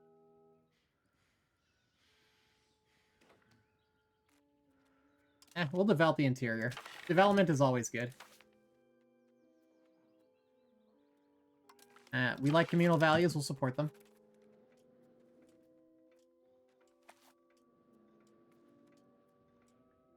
That's fine with me.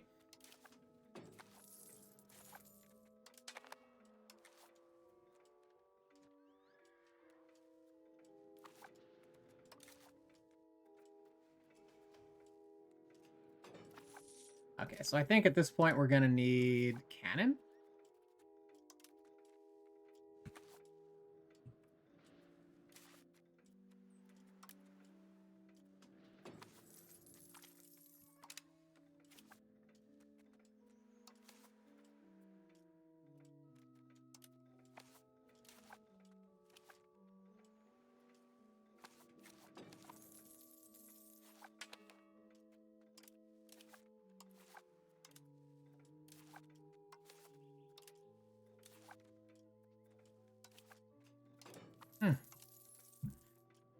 This is interesting. These are different than I was expecting. So we want settlements wherever we can put them.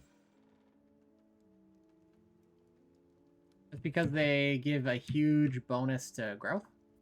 So I wish I had those there earlier. Because these places just aren't growing. Province is starving. What the fuck?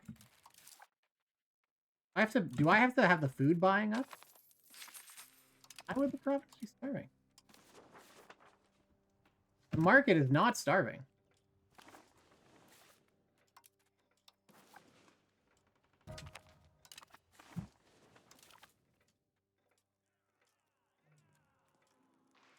They can take -10.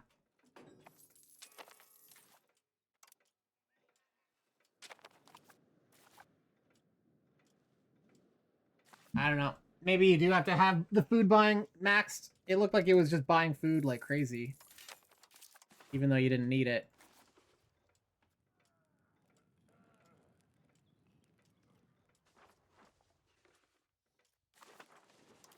Well, whatever. I guess the only way to stop provinces from starving to death. I really fucking hate their food system. It's such trash. Just have it work as the market. The market should be distributing food among the provinces.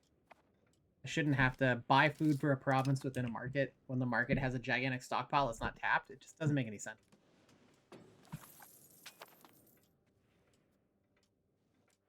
All right, well, I think here's a good place to end it. It's quite late for me here. We've stabilized everything. We've gotten our economy built up. We've secured iron for the local region.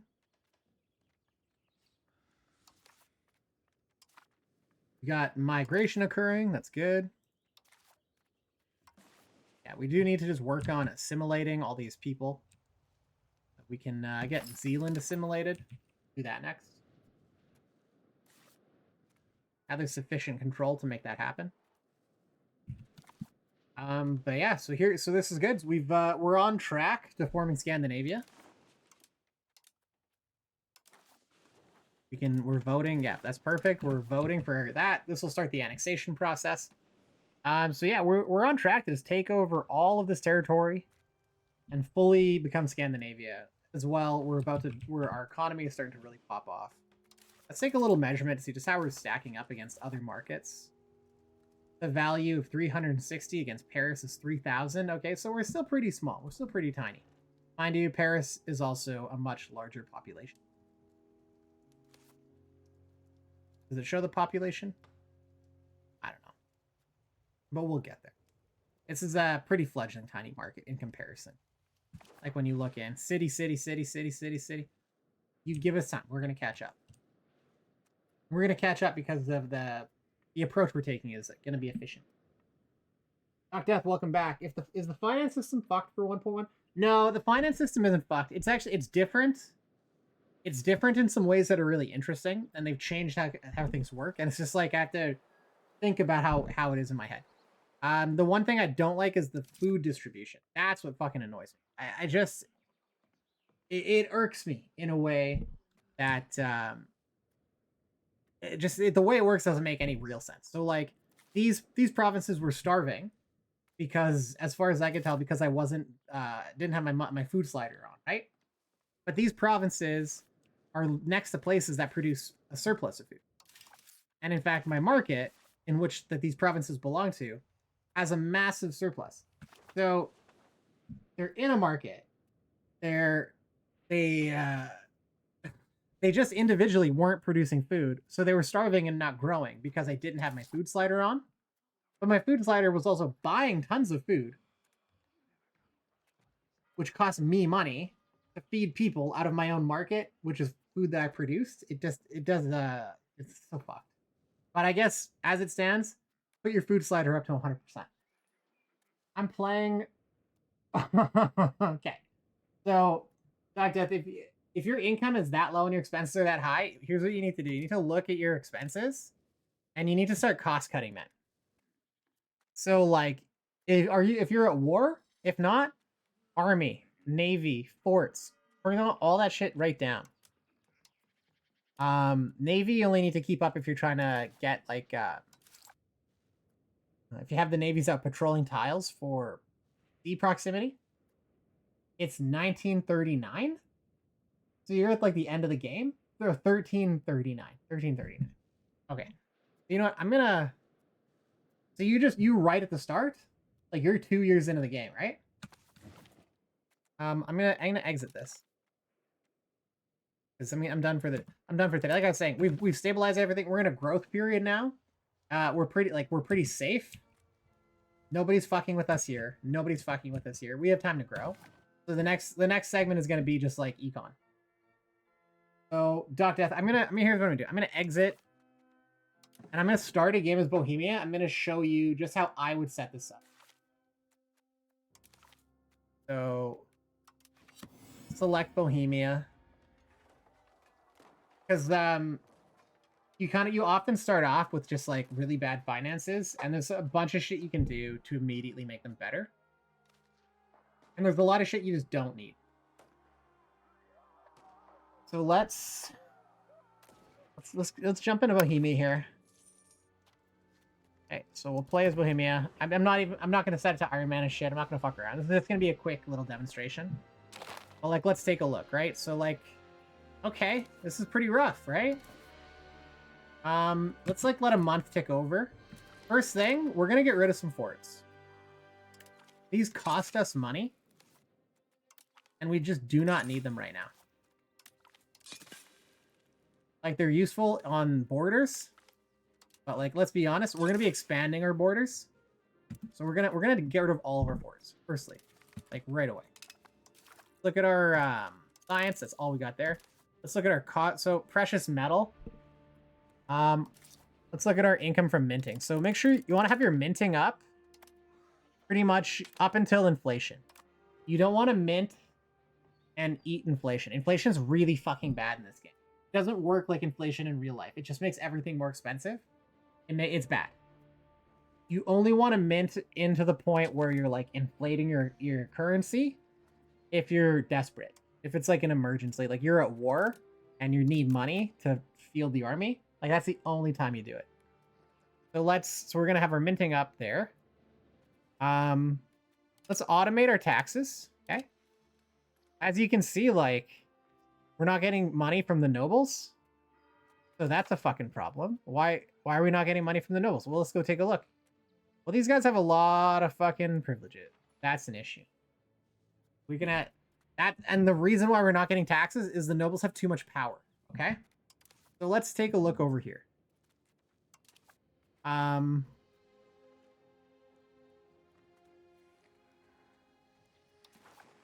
Encourage migration to Praha because we're gonna want to make that into a city. If it's not already. Is it already a city? It is a city. Okay. So, oh, there's tons of people there. Let's take a look. So the next, we've got gold right here. So let's get that building up. We've got iron here. Let's build that up. Copper. We want gold actually like just cranked. Look at our RGOs actually. We got gold here. Crank that. Silver? Yep. Silver? Yep. In fact, like, we might even want to just remove this city. So, like, we have a city sitting on silver. And it's like, if we get rid of this, we can build 5 more silver. So let's see here. Silver gives us 1 tax base, right? Yeah. Honestly, just getting rid of the city might even be for the best. I'm not going to do it right this second. Now over here, going to get us the most profit. Jewelers Guilds. So sort by most profitable. Now I'm asking it because I messed up because 1.1 seems worse than it was in the old patch. My prior game was making more money than I was losing. Yeah, so they've changed things. I wouldn't say it's better or worse. It's just different. So like before, and it's actually better in some ways. It's just you change the way you got to think about it. So like production efficiency is where profit comes from, right? That matters more than anything. Now before, production efficiency was really siloed off, but now it's affected by everything. So like if you don't have sufficient like resources in your market, your production efficiency tanks. So it's a huge fucking problem. So now more than ever, actually, large markets are worth more money. Like they're just better. So we have a subject right here. And this subject has some pretty valuable territory. We should either be like seizing territory or just straight up annexing them. So let's see here. Like they're already in our market as far as I can tell. Yeah. So like Moravia, you can just annex them, right? That'll help you out. But like here, just starting out, like we have way higher expenses, but like look, our cost of court was like 57. We can bring that down. You know, we want to be positive. We want it just barely positive, going up into 80s, 90s, ideally. All this is down. We don't keep that down. Our diplomatic spending is 40. We don't need that. I'm gonna drop the diplomatic spending down so that we're just producing a tiny, tiny surplus. Actually, I'm just gonna drop it completely. We don't need that. So now just adjusting those sliders, I've brought my expenses down to minus 35 from like minus 150. And the income is now, 90, sitting at 90. So now I'm making, like, 60 gold a turn. So let's look at these codified laws. We're going to, so the export ban is a good one, actually. It's gonna, check this out. We're gonna export ban. And this is gonna really kick off soon. So let's see here.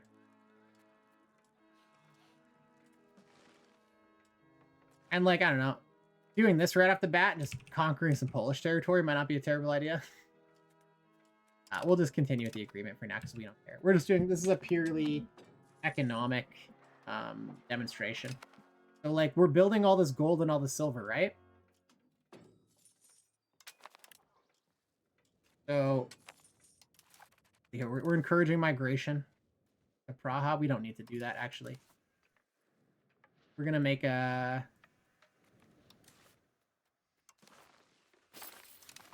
over here. We're going to urbanize that. Yeah, like, I'm just going to let a little bit of time run because we just want to build up some industry. Basically, is like the goal here. Assimilate pops into our culture. And then over here too, you know what? We're gonna take a bite. These guys are pretty big. What we can do? You know what? Here, I have an idea. We're gonna push diplomatic spending up just to make Moravia loyal. And we're going to. So what is this? This area gives us silver. So silver and gold are used for minting. We're gonna actually seize territory. We're going to take a bite out of them. And that's fine. Now we're going to drop diplomatic spending back down. So now the silver here is ours. Right? We're going to build up. We want to maximize our gold and silver because we just did... we enacted the law. Oh, we're now inflation. We got inflation. That's bad. The precious metal distribution, when this kicks in... This is going to increase our income from minting. Minting right now is inefficient just because, like, we don't have the gold and silver being produced right now. But, like, really quickly, that's going to change. And, you know, we got tons of money. We can go off here. Like, we'll just open the RGO builder and just mass expand RGO. Like, we can really just go nuts.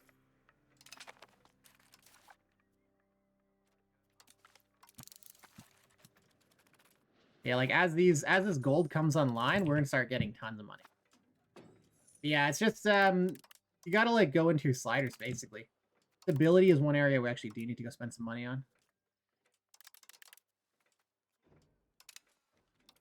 So as you go through, okay, now we're losing money. Done. So as you go through, you're gonna notice you have no taxes from the nobility, and that's a huge problem. So just here in a matter of months, like, so now I'm in 1339 where you're at. We're at positive income by quite a bit. And like, I've just invested 2,000 gold into all kinds of stuff here. Gladsko will become a town. Nah, we don't want that. Wow, this is crazy. The population density is wild. I'm used to playing tiny ass miners. You think export ban is better than the middle option? Yeah, I do. We don't want to export our gold. So like our gold, if we export it, we'll get money from that, which is cool. But then we don't have gold locally to mint. We don't have gold. I would rather build this jewelry for cheap and export the jewelry than export the gold. Prior to 1.1 nobility change taxes. So this is they pay taxes. This is probably an update to this. Specifically here. So what we got to do is we got to see why they're not paying taxes. So there's specific, like there's nothing here that just says nobles don't pay tax. So maybe it's just because they have too much power. So why is the maximum tax 0%? They have minus, so the base is 30, but we have inaugural diplomas.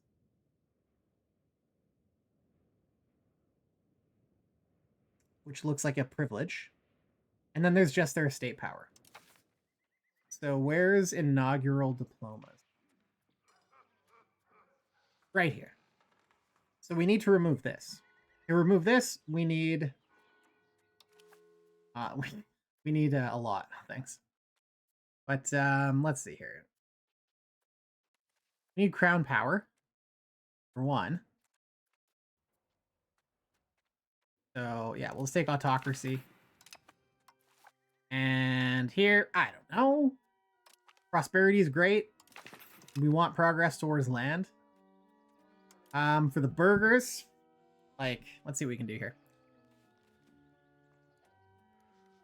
Extra trade capacity. Well, let's take a look. Are we making money on trade? No, we don't really give a shit about that. But burgers, we can immediately, like, getting the capital economy, and that is good. This right away, the production efficiency will immediately make us more profitable. And this is just a good one to have always. The monthly development everywhere is awesome. It just adds up over time. Tax efficiency, that's good. Yeah. No. Yeah, now we're making some money off the burgers. Everybody's pretty overall happy. Commoners here. Commoners have a lot of power. That's pretty crazy, actually. I think we can give them, the commoners, something that'll remove some nobility power. Because the big issue is the... yeah, they had more power before also. They didn't have inaugural diplomas, which is a straight 10% negative to the amount of taxes. So with that, plus their power, it now puts them at 0% tax. That's the issue. So, like, we need to remove...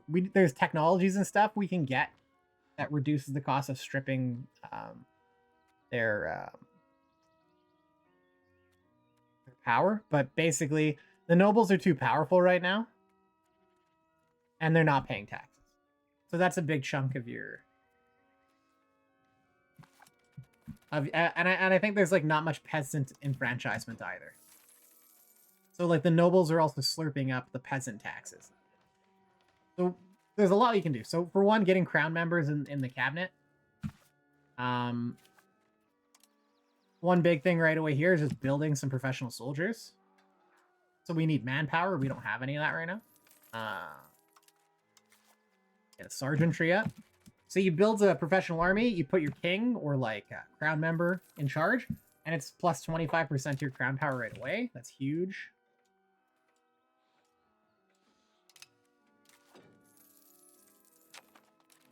And then I can't remember, there's a way to like tear down buildings that like empower the states.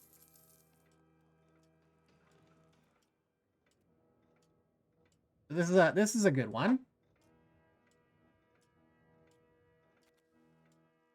We unlock a policy here for the legal code that makes nobles less powerful. Okay. And then over here, let's increase ties to neighbors. Who gives a shit? And we'll use this to ask for a law change. And then the legal code here, the one we want. Gives us that proximity speed and much less noble power. So we're enacting that. And just like that, boom. Has to have 75% control in the area. Yeah, like this, but then how do you see the buildings? I can't remember. Because this area has like 100%.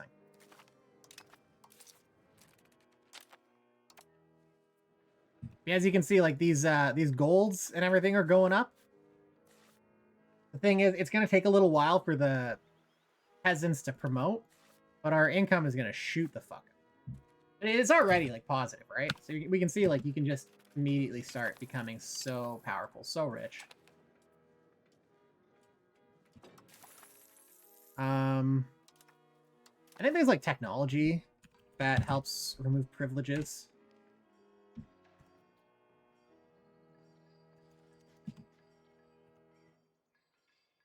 Like revoke. Okay, maybe not in this age. Can I see income level? Yeah, right over here. I don't know if that helps. But yeah, just changing the sliders right off the bat, and we're already positive. You don't need to ban the export. I ban the exports here, and we're getting like 16 gold per turn. You can. Banning export increases your minting income at the cost of losing some gold production, but it also keeps all the gold in. One of the biggest things is it keeps all your gold local. So if you, especially now with like how production efficiency works, I think that might be the way to go. If you look over here, for instance, this Jewelers Guild is super productive because all the gold is now is local, right? Like we produce it all locally. So like, look how much this is adding to the tax base each time. The production efficiency is insane because we have the gold RGO here and we have a massive surplus of gold in the market. If you went and exported your gold, you'd get some money for exporting it, but you'd get less money from your income, and everything locally that uses gold would have less access to it. So you gotta wonder what's like in this situation, is exporting gold going to make you more money? And I don't think it will. So Doc says local. If another country is in your market, they can still buy gold from your country. So the way it works is a market is almost like its own economic unit. Anywhere in this market buys like anything, like say this here. Any buildings here will obtain their production method, the resources from the market that it's in, and their produced output is sold to the market that it's in. So if you're like a little tiny country, like say you're one of these little dudes with a market, all of the stuff that's bought and sold is in that market. But that doesn't do anything for you necessarily. So just because you have the market center doesn't mean you get anything from market activity happening outside of the territory you control. Because you as the, ruler, you only gain taxes that are within your own borders. What it does do is when you have that market, have other people participate in it, is their RGOs go onto that market, which you can profit off of because maybe it'll make your stuff cheaper to make your stuff more profitable. But more specifically, you're going to have your market, your trade capacity, and your trade advantage. And when you are when there's more nations in a market, there's like a first come first served situation with like trade advantage. So like let's say over here, this market, let's say Lord Bavaria is in this market. I have a higher trade advantage than them, so I get to buy all the goods produced and all the RGOs first, making my stuff more profitable than their stuff. So that's kind of how markets will affect other nations and stuff. So like pretty important, like you want to have your territory in your, basically. I'm saying if I have ban export but add Austria to my market, then can I still sell gold to Austria since I invited them to the market? Do I still make money from spare gold is what I'm asking. No, that's just not how it works. So like, let's say you have a market. So like this is the Praha market and this is the Nuremberg market, right? Well, let's say that like you don't get to just choose who's in the market, right? It is what it is. So any gold produced here, so we're producing gold in this tile. This gold goes onto this market, and everywhere that this market has inside of it, if they're using gold, they will buy the individual building that needs that gold or those people. No, you can't just join markets. You can't invite a country to your market. That's not how it works at all.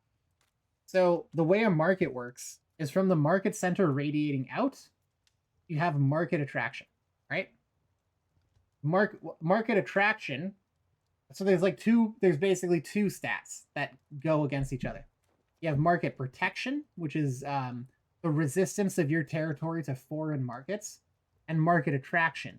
Market attraction is like the default pull of the market. No, you could not just invite people to your markets before 1.1 either. That was never a thing. You were probably thinking of giving people market advantage or using subjects to divert trade, but you couldn't just invite someone to your market. I guarantee you're getting something confused here. You could not just make your market encompass a larger area. That's never how markets have worked. The only thing you could do is make deals with other nations, but what that did was it gave you more trade advantage within their market, and vice versa, right? So this is definitely always how markets have worked. You have your from your market center, it extends out, because you can have multiple markets in your own territory, and a lot of people think it's good to do that. Like, for instance, look at London, right? Players will take over this area and leave the markets because they think it's a good idea. It's actually not. It's a bad idea. Paris, it gets a bit more complicated because market access also degrades the further you are from the market. But basically, your market, you have your market attraction, which is the first stat involved, and then you have market protection. And so if you have like really high market protection, your territory, and this is why if you look at the market, it kind of follows your territory, right? To go back to the market view, see? Because our market attraction extends out, their market attraction extends out, and then this territory has more market protection, and this territory has market protection for your side. So it like subtracts the protection against the attraction. So this makes your attraction at the end higher here because it's in your own territory and it has that protection, right? And then over here, the same thing. You see where these borders are? If you look, that's where your subject ends with Hungary. So Hungary has that attraction that goes out and the protection here. So it repels your attraction. Here's has the attraction that goes out. And again, the protection ends here. So that's how the market works. So like, it's also not your gold. When gold is produced, like, let's see, let's look over here. This gold is not yours. You've built, you spent money to build the production building, but it's your peasants that are going and producing it. And it's the labor estate or the commoner estate that produces that gold, okay? So that gold is produced by your commoner estate. It might seem complicated, but trust me. So the gold is produced by your commoner estate. They sell that gold to the market. So that gold is worth whatever it's worth in this market. This market has like, you look at gold here. This market has a certain stockpile, a capacity to store that gold. So they're producing gold. Your commoner estate produces it for whatever the price is. So like it'll say the price here. Gold is worth 10 ducats per unit. So they'll produce that gold. They sell it to the market. That 10 ducats goes to the commoner estate. But because it was produced on your land, we can now look. You have 72% control. And you have, what's the tax rate? 21% tax rate. So 71% of that tax rate is applied. So they produce that 1 unit of gold. It's taxed at 20%, 21%. And you get 71% of that from the control. So of that 10 gold that commoner estate produced, you get 1.4 gold from it. That's how this 46 tax base turns into 1.6 of actual revenue. This will get high. The main reason is there's nobody working. We need to promote people to actually work on the gold. But so eventually you'll get more money. But that's how this works. To get more money, you need to actually increase your control. So like, how do you do that? Well, you can build a road there. That'll increase your proximity. That'll get your control up. So your commoner estate, like you don't own that gold. Your commoner estate has created the gold. They've sold it to your market, which again, you don't own. That's your market, but it's not yours. You know what I mean? Like you don't, like it's a separate entity. It's not the state. Now with you get this stuff called trade capacity, right? This is your trade capacity. Once something is on the market, you can then, with your trade capacity, your merchants can buy it from one market and sell it to another market. So you as the state will buy gold from yourself. If you were to sell your gold to someone else, you're actually selling it to another market. So like you'll sell your 1 gold or whatever, like your trade capacity of gold, you're literally buying it from this market from its market value and then selling it at this market value. Plus you're paying your trade maintenance and like additional fees.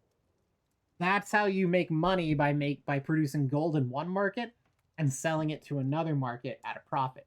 Thing is, when you do that, there is a problem with when you do that because now you've taken gold off your market, right? Now, why would that bad? Well, if you drive down the price of gold, you drive up the profitability of everything you use that takes gold. And so we look at what requires gold. Well, jewelry requires you take gold and like a gem and you make it into stuff that's worth more money. So like here we take so 2 gold is bought and it creates 6.4 units of jewelry and it's basically it's profitable. So you've taken the gold off your market and turned it into something that's more profitable. Now the jewelry can be sold as well to other nations. I think it might even be easier to sell.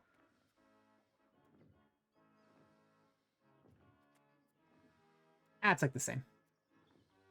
No, it is. It has a much lower trade maintenance cost. So you can turn the gold into jewelry. The more expensive the gold is, by selling your gold, you're creating more demand for your gold, which makes your gold more expensive. Because your gold is more expensive, your jewelry is less profitable, right?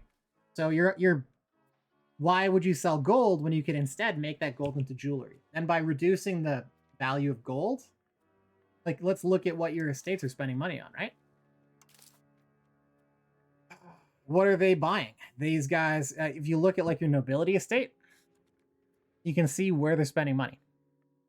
So they're spending money on buildings. They're spending money on rebels because they're jerks. Or is it all? There we go. So like, here's the stuff that your nobles are buying. Your nobles buy gold. They also buy jewelry. So by making, if you export that gold, it's more expensive, and like other buildings will use gold and stuff. So sometimes it's worth it. Where it actually bites you in the ass is export bans. Is when you colonize and you take over like an area over here with tons of gold, and you want to export it, because those laws apply there if you take that as your direct territory. So it gets a bit complicated. Let's take a look at Austria. If we talk to them, economic actions. You might have been looking at market access. It doesn't bring them into your market if they have market access. So offer market access preference is probably what you're thinking. So you gain market attraction towards Austria, right? So what that'll do is it doesn't just bring them into your market. It makes your market extend into them further, potentially, because you increase market preference. So like we look, Austria is split between these markets, right? They don't actually have a market of their own. They're split between these large markets. But if we give them market preference, our market will extend into Austria because we now have a higher amount of market preference. That attraction, right? So why would Austria do that? Well, when we look at what the point of this is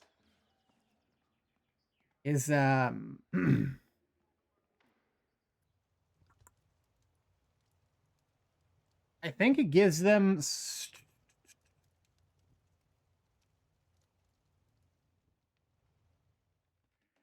yeah, it doesn't give them any bonuses.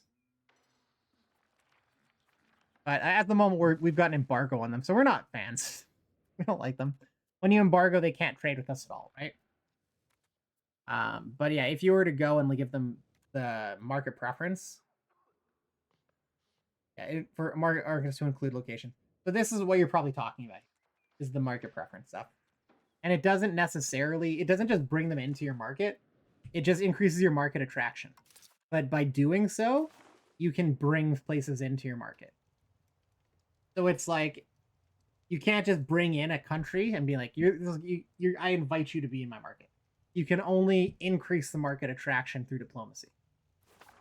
And by doing that, everything that they produce now goes to your market, and everything they buy comes from your market. And that's really, really good, because this is how you make money. Because the way you make money within a market is through demand. You have to meet a demand, right? And you do that by taking your inputs with as much production efficiency as possible and meeting that demand. That's a little.